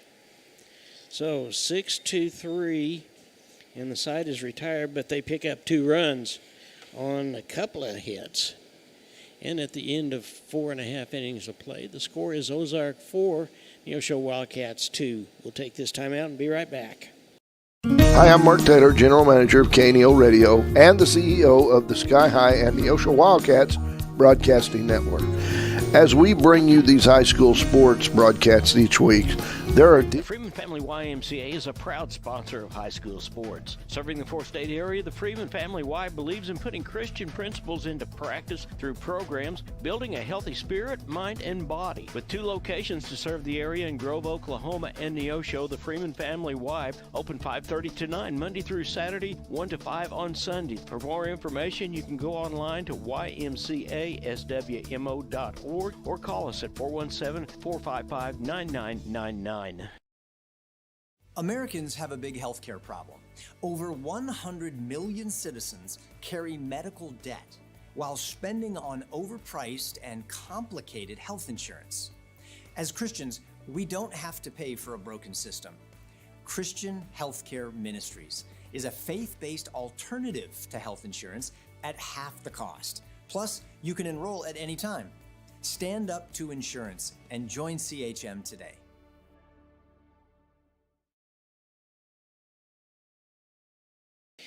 And welcome back. It's Logan Hearn, the center fielder for the Neosho Wildcats, who got a hit and came around to score.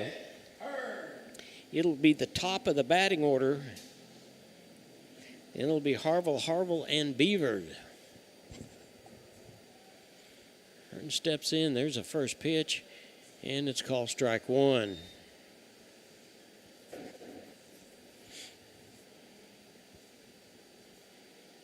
Next pitch from Bear, and that is call strike 2. Caught the outside corner.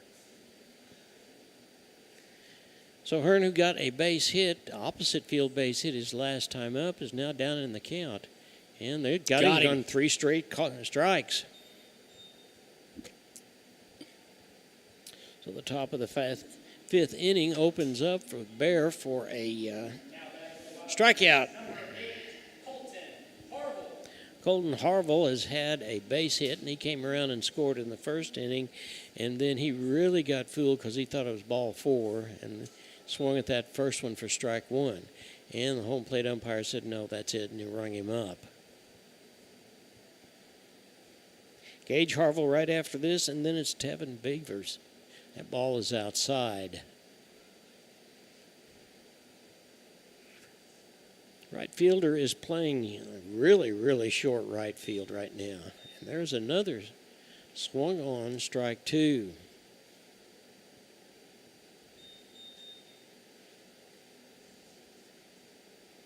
Harville steps back in. He's ready now, and that ball is low. So that's ball 1.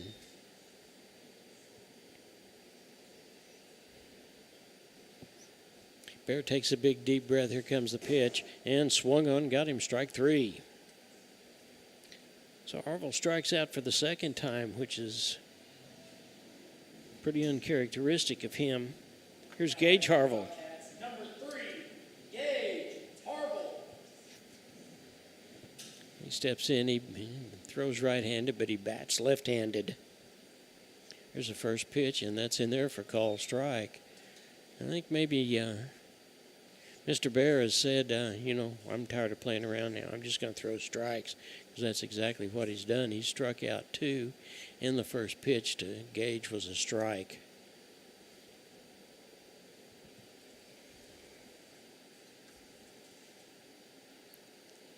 It was a little bit low and outside, that leaving the count at 1-1. If he gets on, it'll be Beavers and then Brody Crane, designated hitter.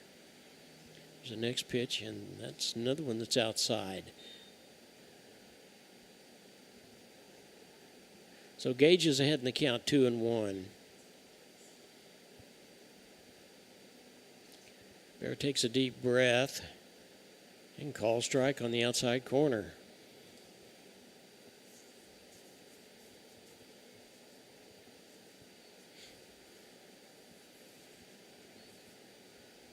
And swung on and got him strike 3, so Bear just comes right out and retires the side.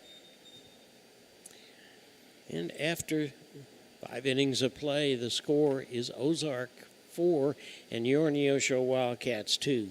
We'll take this time out and we'll be right back. Access Family Care serves all of your health care needs, from behavioral health to dental services to primary medical needs. AccessFamilyCare.org. Women's health, OBGYN services. AccessFamilyCare.org, with locations across Southwest Missouri. AccessFamilyCare.org. Quality, convenient health care. Access Family Care medical and dental clinics. Building relationships, providing great care. A business impact partner of KNEO 91.7 FM is 4 State Printing in Anderson, Missouri. Serving the area since 1982, they specialize in screen and offset printing services and have promotional products. 4 State Printing also has a retail store, County Clothing Company, that offers McDonald County spiritwear and Christian apparel. More information at 417-845-6929 or online at 4stateprinting.com.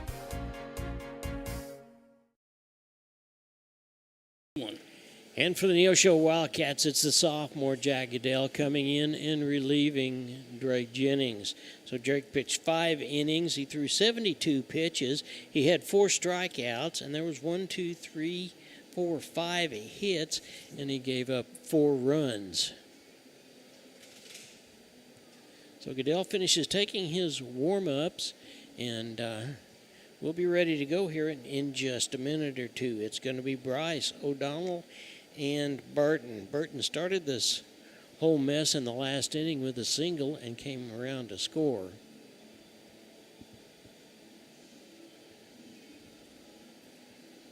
Here's the next pitch. And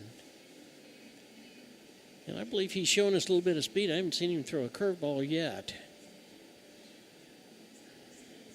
There's one. And the ball goes down to second base. Gets to pitcher. And around the horn, and it comes back. So we'll see what the sophomore can do for the Cats. Here's the first baseman, Stanley Bryce. He has flied out and struck out.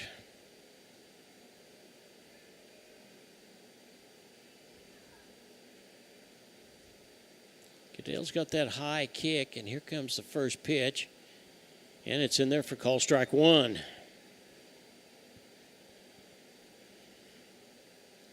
His last outing was against Glendale, and he got roughed up pretty good.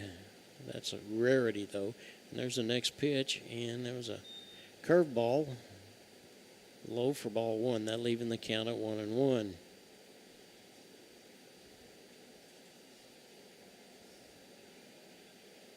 Neosho's infield is all playing back on what would be the grass. There's one that got away from McCroy. That'll make the count 2-1.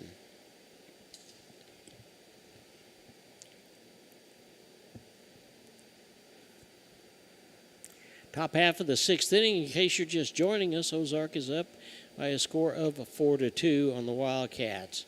Jack Goodell in relief of Drake Jennings. And there's another ball. That'll run the count 3-1. There's been one home run hit in the ball game, and that is by the pitcher of record for the other side, and that was Luke Bear. Goodell throws this next one, and it's ball 4.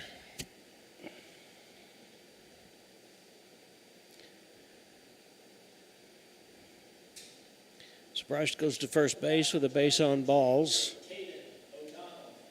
Here's Caden O'Donnell. He is the third baseman. He throws right-handed, but he bats left-handed. And that wind is just continuing to blow. That's the first pitch, and it nice job of protecting it that time by McCroy. He kept it in front of him for ball 1.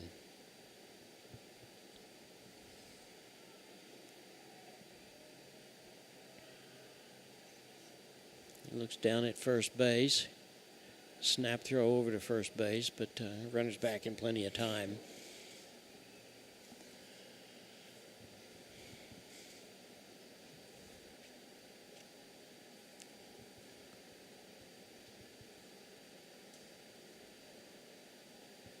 There's the next pitch, and that is a ground ball, and it goes in between first and second base. So now we've got runners on first and second.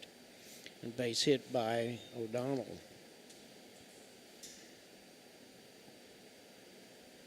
And Bryce scampers down to second base. Here's Trey Burton, the left fielder. And looks like we may have maybe a pinch hitter. Pinch runner. Pinch runner, okay. Let's see, that is number 5, and that is Nick Heaven. Nick Heaven, okay, for a pinch runner on first base. For third baseman O'Donnell.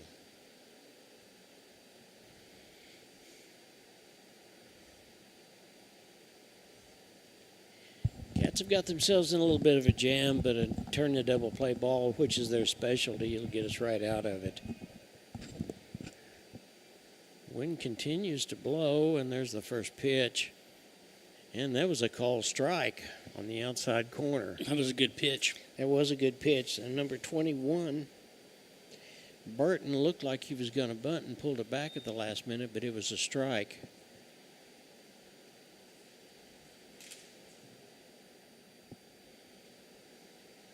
Burton steps out, and Goodell steps off of the base. Here comes his next pitch, and that is a bunt, and boy, it's a dandy.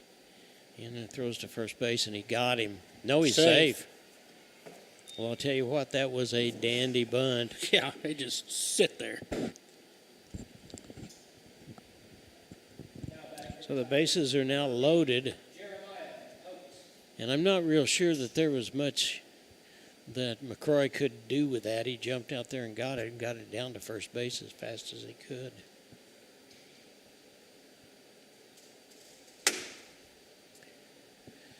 So the Cats will be playing in, I'm sure, for the play at the plate. There's the first one, and that is ball one.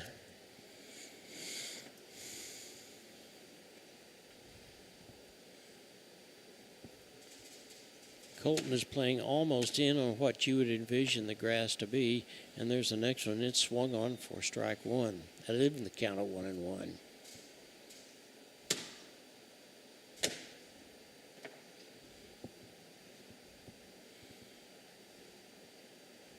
One and one is the count. There's the pitch from Jack. And it gets away from McCroy, but a run scores. He just could not find it, so that one jumped up and got him. Everybody advances. So now the score is 5-2 in favor of Ozark. Cats in a little bit of a tailspin. We need to get it stopped. There's a big bird out there just kind of riding the streams, almost coming down. And there's a hard hit ball to center field. Hearn makes the play, and he throws the ball all the way in, and they stop it. Nice. Woo! Oh, nice play by the Cats. Good job, guys. Great job of getting the ball in, and Cats really needed that first out.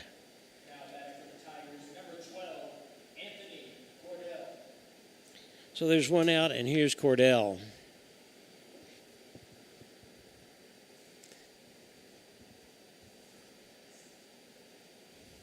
Great job of getting the ball in. Hearn gets it in.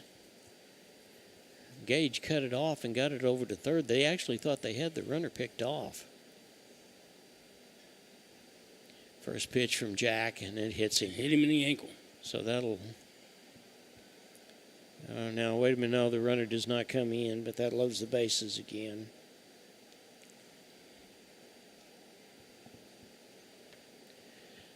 So O'Donnell is on third. Burton is on second. And Cordell had been hit by a pitch. That loads the bases up. There's one out.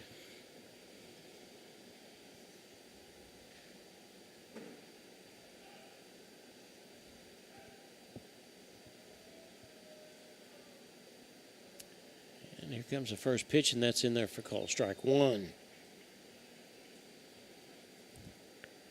So the Cats need a double play ball here in the worst way. Otherwise, they'll try to come home if it's a ground ball. Here comes the next pitch, and McCrory does a good job of keeping that one in front of him.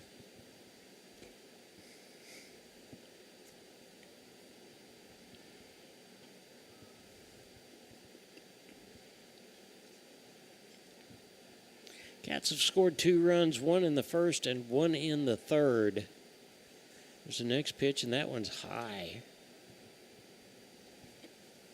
Ozark scored 1 in the third, 1 in the fourth, 2 in the fifth, and 1 in the sixth. And that makes the score 5-2.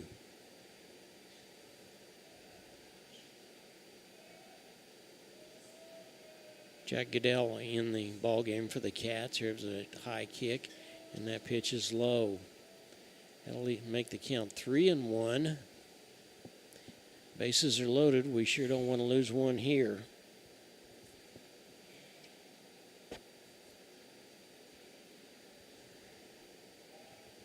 However, Julian can handle the bat pretty well. He's had a double and a single. And that was... I'm only going to say it hit him.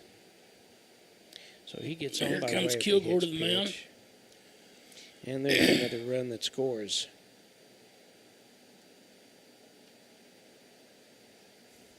Coach Kilgore's coming in. He's motioning to the bullpen. It looks like we're going to have a pitching change. We'll see who's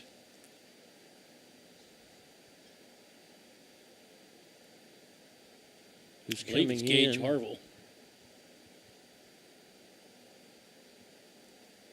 If Gage Harville comes in to pitch, then I bet you that Jack Goodell will go to shortstop. No, that's...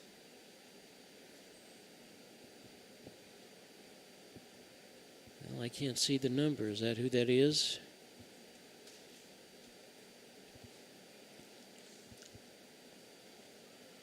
Gage is pitching, but we don't have a shortstop just yet out there, I don't think.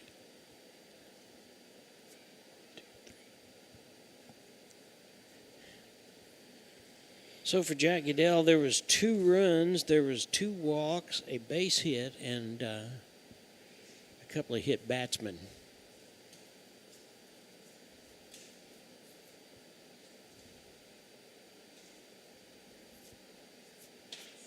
We're going to take a real quick timeout, and we'll be back. You're watching the Neosho Wildcats on the KNEO Neosho Wildcat Sports Network. When second's making a play, short's got to cover. A winning insurance strategy doesn't rely on one person. Good hustle, good hustle. Communicate with your guys and make sure everyone's in the right coverage. It takes a team that knows its roles well, working together to provide an exceptional experience. Set the screen. You have to protect yourself. 1, 2, 3, Wildcats! At Shelter Insurance, you can count on our local agents and award-winning customer service to help you protect what matters most. See Shelter Agent Josh Meeker in Neosho and get the insurance coverage you need at the right price.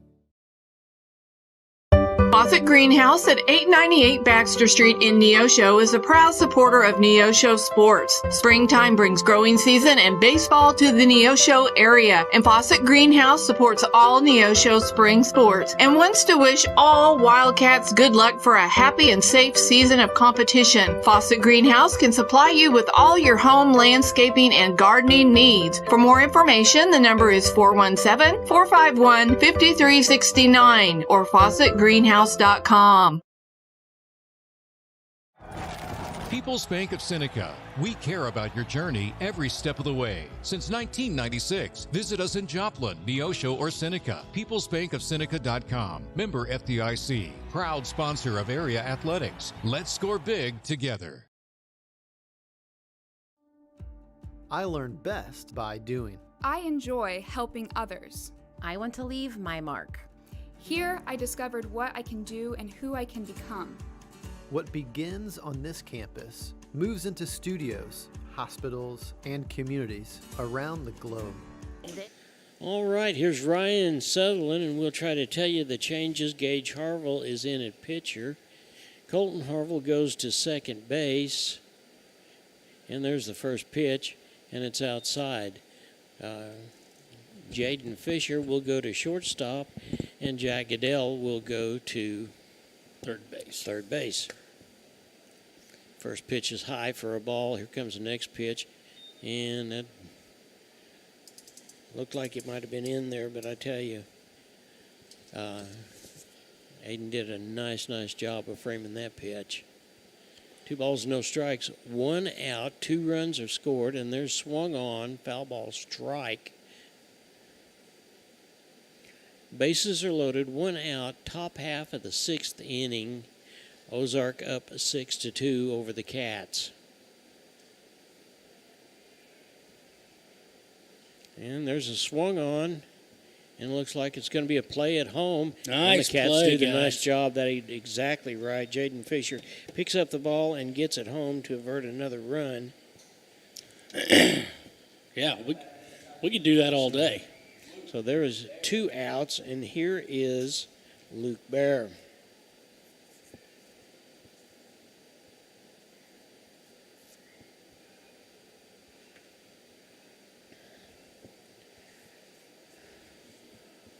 Bear got hit by a pitch the last time he was up. There's the first pitch, and that's in there for call strike 1.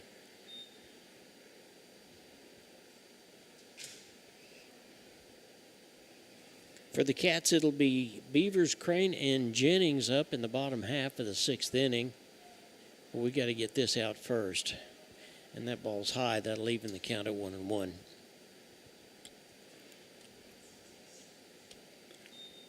I think he's trying for a curve on those high pitches. May very well. And there's the next pitch. And Nice that's swung pitch. on. Strike two. Now you're seeing the versatility of Jaden Fisher. He plays second base. He plays shortstop as need be, and probably can play anywhere else. Got him! Strike three. So Bear goes down on strikes, but not until two more runs come in. And the score after 5.5 innings of play, Ozark 6, Neosho 2. We'll be right back after this. Today's sporting event is being made available for your family by Chris Wright of Dig Right Equipment Rental, located just off Highway 49 at the Carterville exit by Casey's. Open Monday through Friday and Saturdays till noon with rentals of outdoor construction equipment and even attachments for your machines. Chris Wright of Dig Right Equipment Rentals is a proud supporter of today's game. 417-317-4995.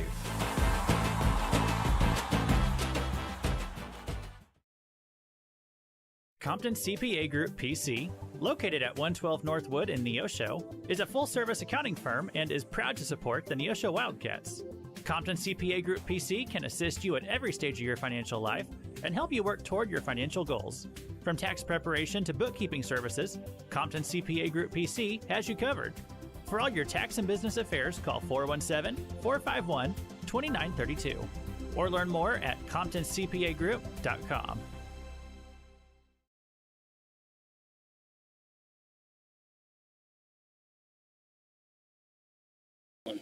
And welcome back to the bottom half of the sixth inning, and it will be Beavers, Crane, and Jennings up to bat. And the Cats had a couple of pitchers of record in the last inning, but they did what they needed to do. They got away with only 2 runs scored, basically on a strikeout by Gage Harville, and then a play at the plate by Jaden Fisher.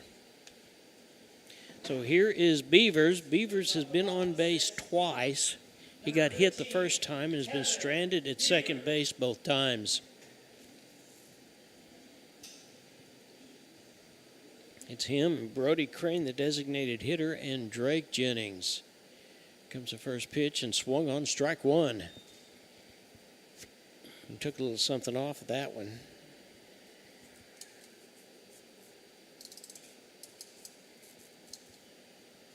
There's the next pitch, and got him with that one too. Strike two.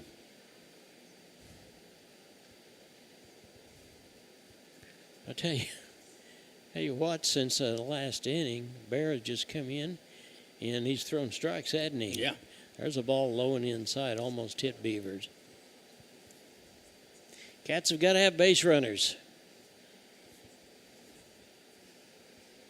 Bear winds and pitches, and he held back just in time. That'll make the count a ball and 2 strikes to our first baseman, Beavers. And there's a call, strike 3. Got him. That was that little curveball.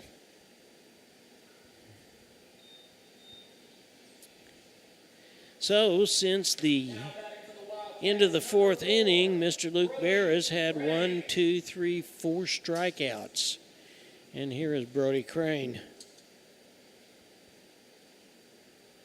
And the first one is hit. It's bounded to the second baseman. The second baseman is up, and it's over to first base, and they make the out. So Kensington to Bryce for the second out to retire designated hitter Brody Crane. 2 down, and here's Drake Jennings.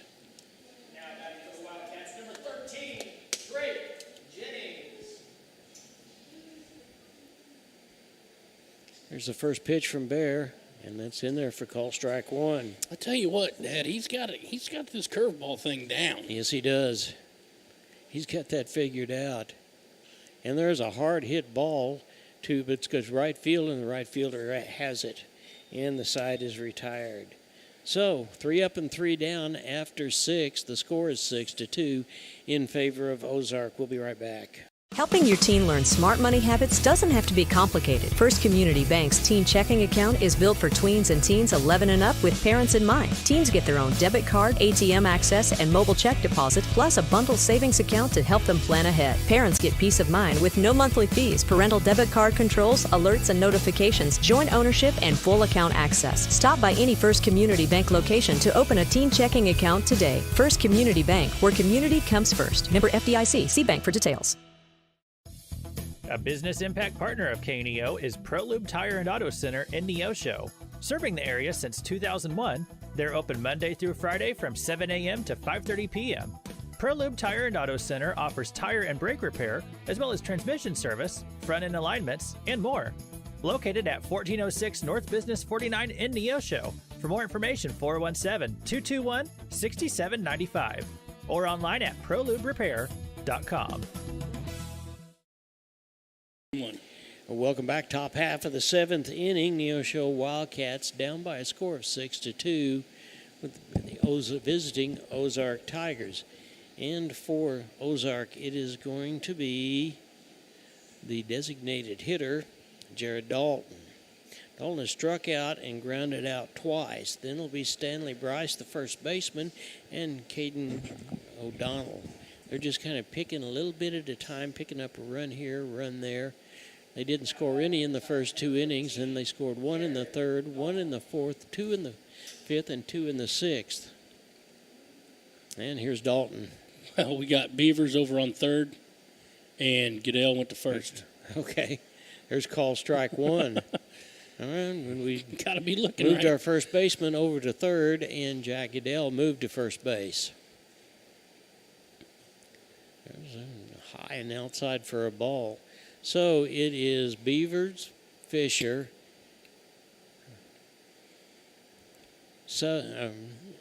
Harville, and then it is Goodell. And there's a swung on foul ball strike 2. And Gage Harville is the pitcher of record now. There's a ball and a strike.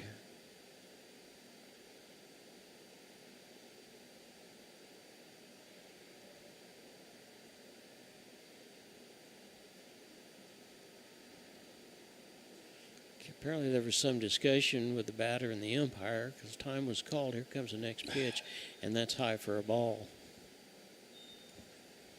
2-2's the count. On Dalton, the designated hitter, swung on, and that's going to be out of play. And we'll do it again.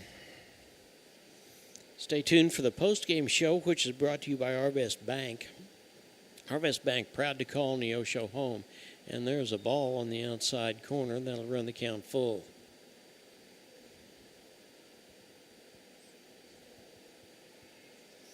It'll be Bryce and O'Donnell up in the top half of the 7th inning. There's ball 4. So there's the first pass issued by Gage.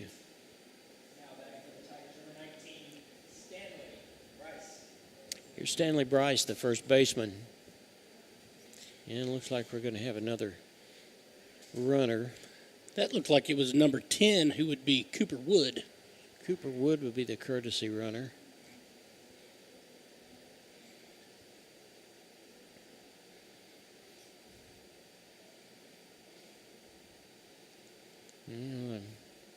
Home plate umpire is making sure he's got all the numbers right, and Bryce steps out of the batter's box. Harville looks down at his wrist coach, looks over at first base. There comes a pitch, and it's in there for call strike 1.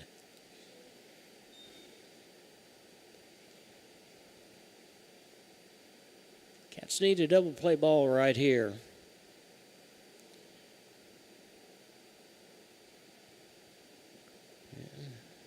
Ball low and inside. Gage Harville in relief of Jack Goodell, who is in relief of Jennings, who pitched 5 good innings but had 71 pitches during that time.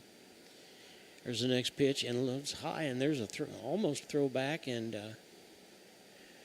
Goodell, for actually being a shortstop, did a nice job in stopping that ball, didn't he? There's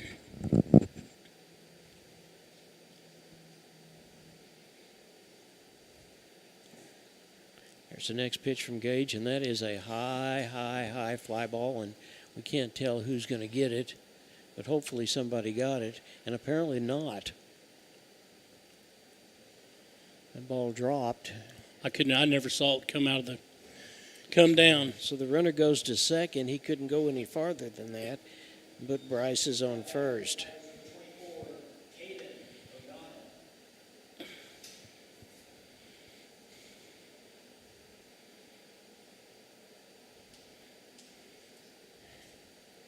Here's O'Donnell. He's come around and scored once. He had a base hit in the last inning. And that pitch is low and inside for a ball.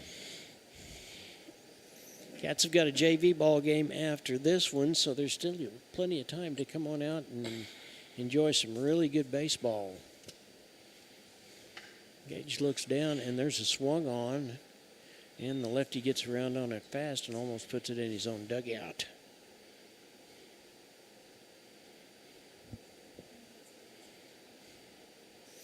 Burton and Oates are up next. They're the ones that started this mess back in the 6th inning. In fact, of those, there have been 4 runs scored in the 5th and 6th inning by the bottom of their batting order.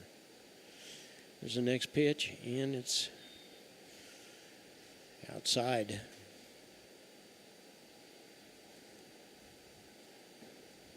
Runner over on first base is Bryce, and he is just kind of testing things. There's a ball that's fouled off way back here behind us.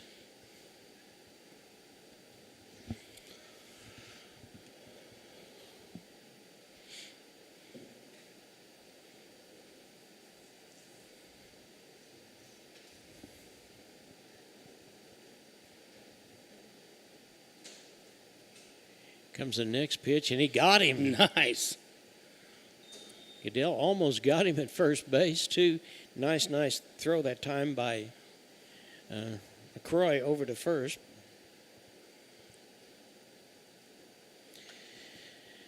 So Gage Harville has come in. He's had a couple of strikeouts. And here is Trey Burton.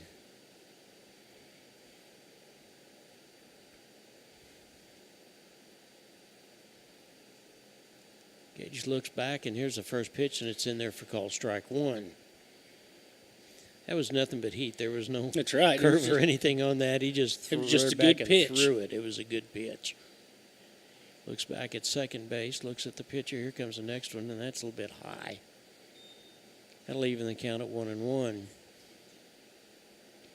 One out in the top half of the 7th. The Cats have got to get out of this mess and rattle the bats big time. So next pitch, and McCroy does a nice job of keeping the ball in front of him.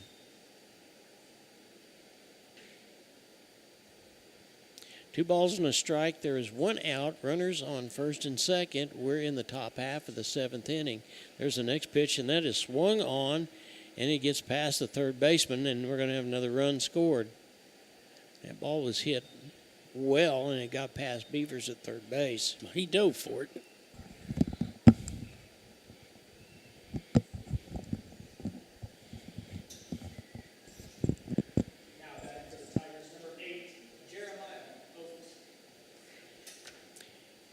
Here's Jeremiah Oates, the catcher.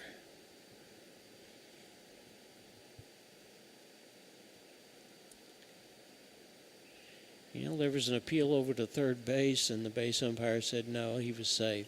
I guess they were thinking maybe he did not touch third base on the way around. 7-2 is the score. And there's a pitch that was low for ball 1.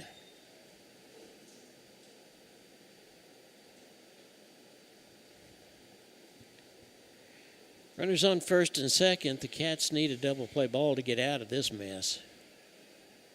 There's the next pitch from Gage, and that's swung on. That'll even the count at 1-1.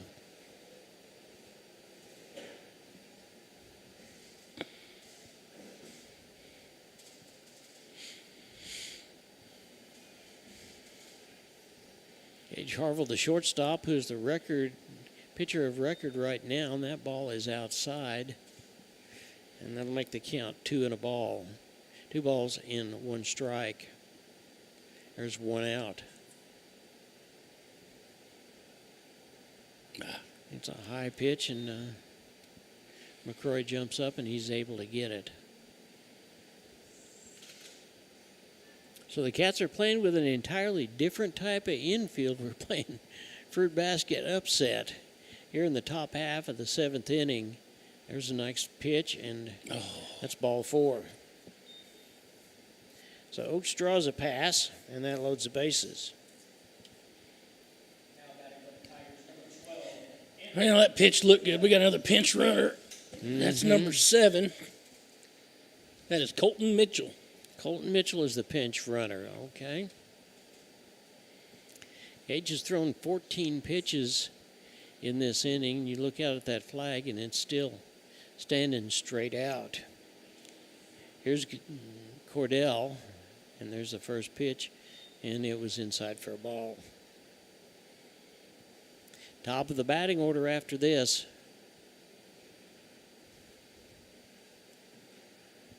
Gage looks down. Here's the next pitch, and it's high. McCrory says, timeout. I need to go talk to him for just a minute.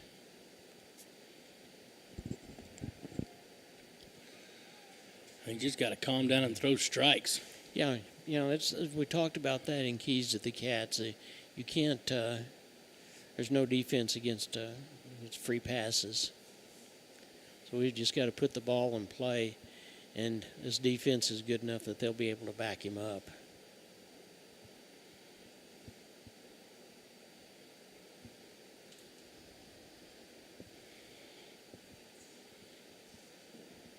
Gage steps in, looks down, works from the stretch, and there's the next one, and it is low. Nice job of playing cat and mouse again by McCrory and the runner on third base, who is Bryce. All 4. And another run comes across. Here comes Kilgore.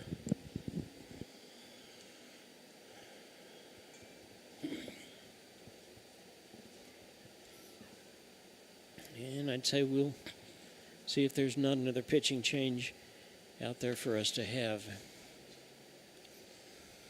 You're watching the Neosho Wildcats, and the Wildcats are sponsored by the Northwest Arkansas Naturals, who are at home at Arvest Park on Tuesday, the 21st of April, through Sunday, the 26th. They face the Wichita Wind Surge. Ticket information is available by visiting NWANaturals.com, and I'm not real sure. We're seeing a couple of guys come off and a couple more guys come back in. I'm not sure. No, we got the freshman's going to pitch. Hearn. Okay, so Hearn is going to come in and pitch. Yeah, we got to close it out. Yeah. Springfield Cardinals are at home on the 21st, Tuesday through Sunday, the 26th of April. They'll be facing the Midland Rockhounds. Ticket information by visiting SpringfieldCardinals.com, another supporter of high school baseball on KNEO. Well, while we've got another timeout and pitchers are warming up, we will take this timeout. You're watching the Wildcats on the KNEO Neosho Wildcat Sports Network. A business impact partner of KNEO is ProLube Tire and Auto Center in Neosho. Serving the area since 2001, they're open Monday through Friday from 7 a.m. to 5:30 p.m. ProLube Tire and Auto Center offers tire and brake repair, as well as transmission service, front-end alignments, and more. Located at 1406 North Business 49 in Neosho. For more information, 417-221-6795 or online at proluberepair.com. Missourians know we've got their back. For 75 years, they've turned to Missouri Farm Bureau Insurance for dependable, personalized life insurance coverage. That's 75 years protecting families and the lives they've built. For small town values and big time protection, call Missouri Farm Bureau Insurance. we've got Missouri covered. I am Josh Dotson with Missouri Farm Bureau Insurance Services. If you're in Missouri, I'm for you. Crowder College, your future, our focus. At Crowder College, we have 6 convenient locations in Southwest Missouri and online programs to fit your needs. Flexible scheduling provides a pathway to a career or the opportunity to transfer to a 4-year university in a variety of programs. Cheer for the Rough Riders at athletic events. Use the Missouri A+ Scholarship Program for free tuition and common fees. At Crowder College, your future is our focus. Apply today at crowder.edu. All right, Logan Hearn comes in to pitch. It looks like, Brody Crane is out in center field, and he will be taking on. Here's Brody Gillian, the top of the batting order, and there's the first pitch. I think other than that, we've moved everybody kind of back to where they were. So it looks like Crane is out in center field. Gage goes back to shortstop. Colton goes back to third base. Fish goes to second. And there's a swung on to Fish, and it's over to second base. And we get the nice double play ball, and we're out of the inning. Great job by the Cats in time to get out of the inning. Absolutely. But there was still 2 runs scored, and the score is 8-2. We're coming up at the bottom of the 7th inning, and the Cats are going to have to rattle the bats. We'll be right back. Family Market, located at 201 North Neosho Boulevard, is your friendly hometown grocery store with delicious deli and the best selection of fresh meats and beautiful produce. Family Market can also take care of all your catering needs. Whether your upcoming event is big or small, Family Market can handle it all. Call 451-0057. That's 451-0057. Check out the Family Market Facebook page for weekly specials. Go Wildcats from Family Market of Neosho. Today's Wildcat game is brought to you by Edgewood Bowling Center of Neosho, Missouri. Located at 2811 Gardner Edgewood Drive, they now have new synthetic lanes for adult and children bowling leagues and a smoke-free environment. They also have a certified pro shop and hosting for private parties. They offer Cosmic Glow Bowling on Fridays and Saturdays after 8 p.m. To learn more about Edgewood Bowling Center and their leagues for adults and children, the phone number is 417-451-4505. Wyatt Woodward, Cooper Charlton, and Aiden McCroy in the 7th inning for the Cats. And if anybody gets on, it'll be the guy that came in through 1 pitch and threw the double play ball and got us out of the inning, and that is Logan Hearn. And then it'll be the top of the batting order. Woodward comes in, and he will be batting from the left-hand side.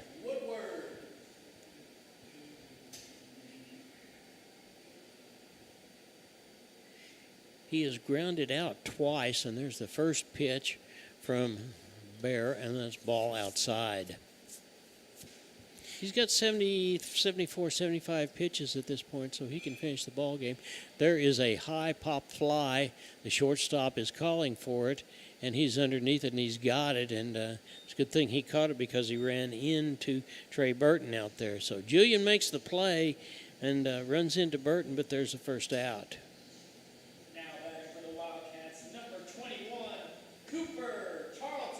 Here's Cooper Charlton. He has walked and has had a base hit. Steps in from the left-hand side. There's the first pitch, and it's in there for call strike 1.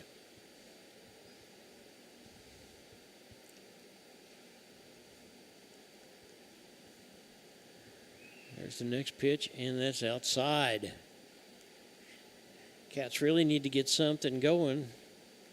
And Cooper is one of the hits for the Cats today. I'll tell you, Barr has just been mowing them down. There's a ball outside.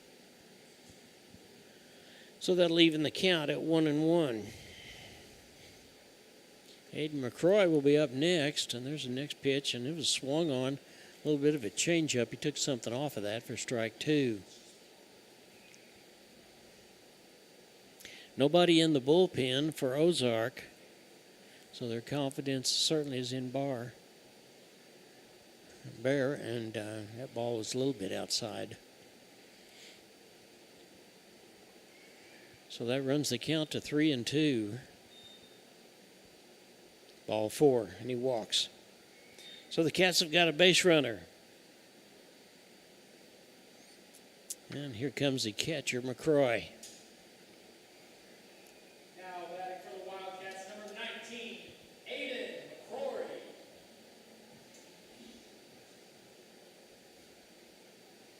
There's the first pitch, and it's swung on, and then it's going to be knocked back out of play for foul ball, strike 1.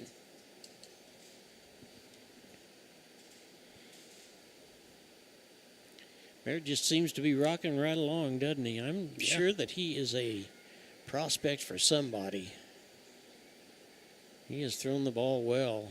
That's low and outside for a ball. That'll even the count at 1-1.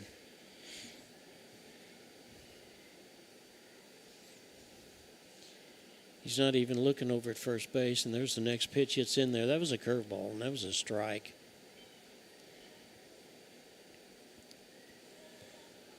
He's got a nice curve. Yeah, McCroy's going to have to protect the plate, that's for sure. And he jumps over and fouls that one off, and I say literally stuck his bat over there and grabbed it and then went out of bounds or out of play. So the count remains a ball and 2 strikes. Next pitch from Barr, and so that's foul ball. That's swung on.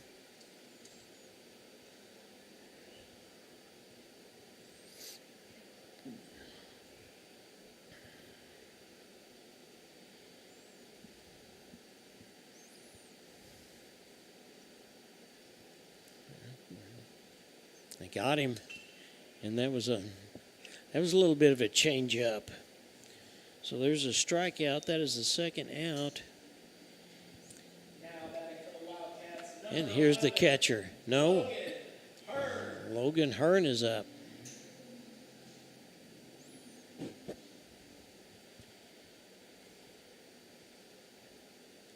He has gotten one of the hits for the Wildcats, and there is a ball that's hit to the third baseman. The third baseman is up with it, and he's over to first, and that retires the side, and that's the ball game. So, final score, the Cats lose it. It's 8-2. In the last 3 innings, we're 3 up and 3 down, largely because of 1, 2, 3, 4, 5 strikeouts in those innings by Luke Bauer. We're going to take this time out, and we'll be right back. You're watching the Neosho Wildcats on the KNEO Neosho Wildcat Sports Network. Every team knows that the two-point play can be a winning move. State Farm agent Eric Norris and his team are here to help you go for 2 by combining your home and auto insurance. It's a great call and saves you time and money. So go for the win and score big savings by combining your home and auto. It's just another way to help life go right. Call State Farm agent Eric Norris at 417-451-6666 for more information. And go Wildcats! Financial investments are very important, but so are the investments of time, patience, and encouragement our young athletes receive from their coaches, teachers, and mentors. Joe Ringstaff, your Neosho Edward Jones financial advisor, understands this. That's why Joe Ringstaff is a proud sponsor of the Neosho Wildcats on KNEO.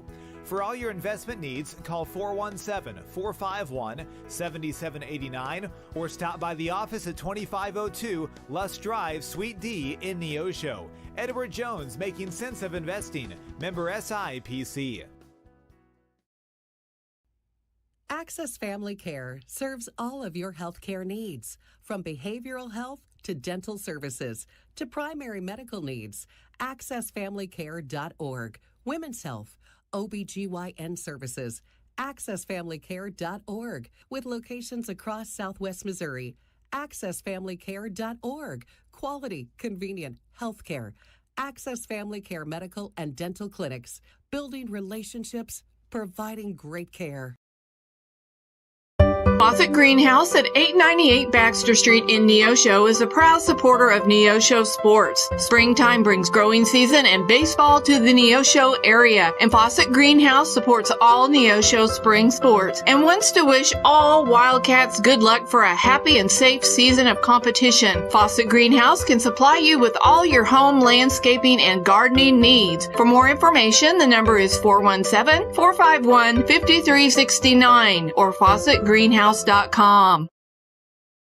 When second's making a play, short's got to cover. A winning insurance strategy doesn't rely on one person. Good hustle, good hustle. Communicate with your guys and make sure everyone's in the right coverage. It takes a team that knows its roles well, working together to provide an exceptional experience. Set the screen. You have to protect yourself. 1, 2, 3, Wildcats! At Shelter Insurance, you can count on our local agents and award-winning customer service to help you protect what matters most. See Shelter Agent Josh Meeker in Neosho and get the insurance coverage you need at the right price.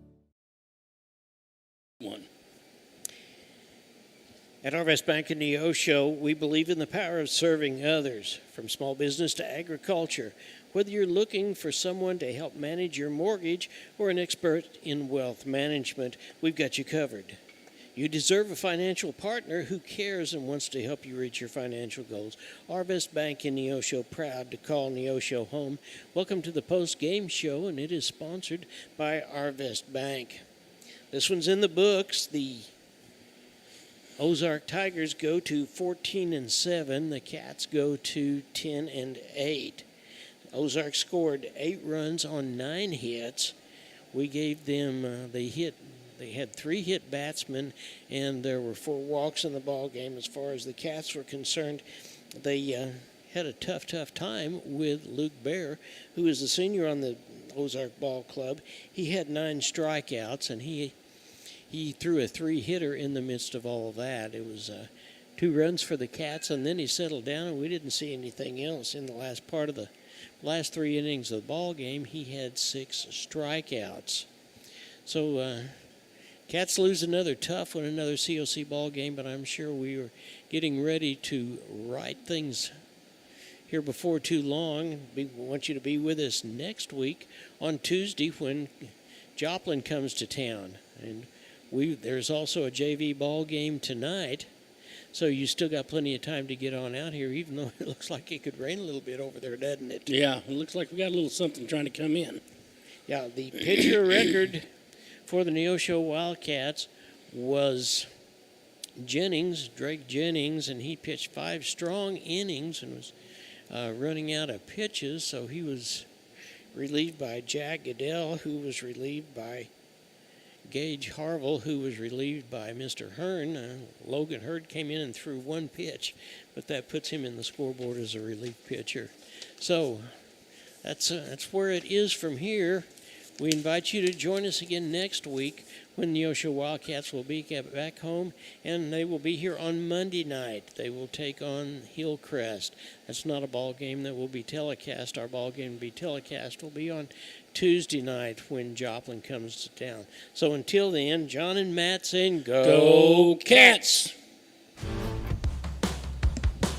Looking for extra space near Neosho? At 86 Mini Storage, we offer secure open parking for RVs, campers, and vehicles. Plus, we have a selection of storage units that can hold whatever you need. Conveniently located in western Neosho with 24-hour access for our customers. And right now, you're first. This has been a live production of KNEO Sports. This broadcast may not be reproduced or retransmitted without the express written consent of KNEO Sports Network. This has been a sporting outreach of KNEO Sports Network, reaching into communities to make a difference for eternity.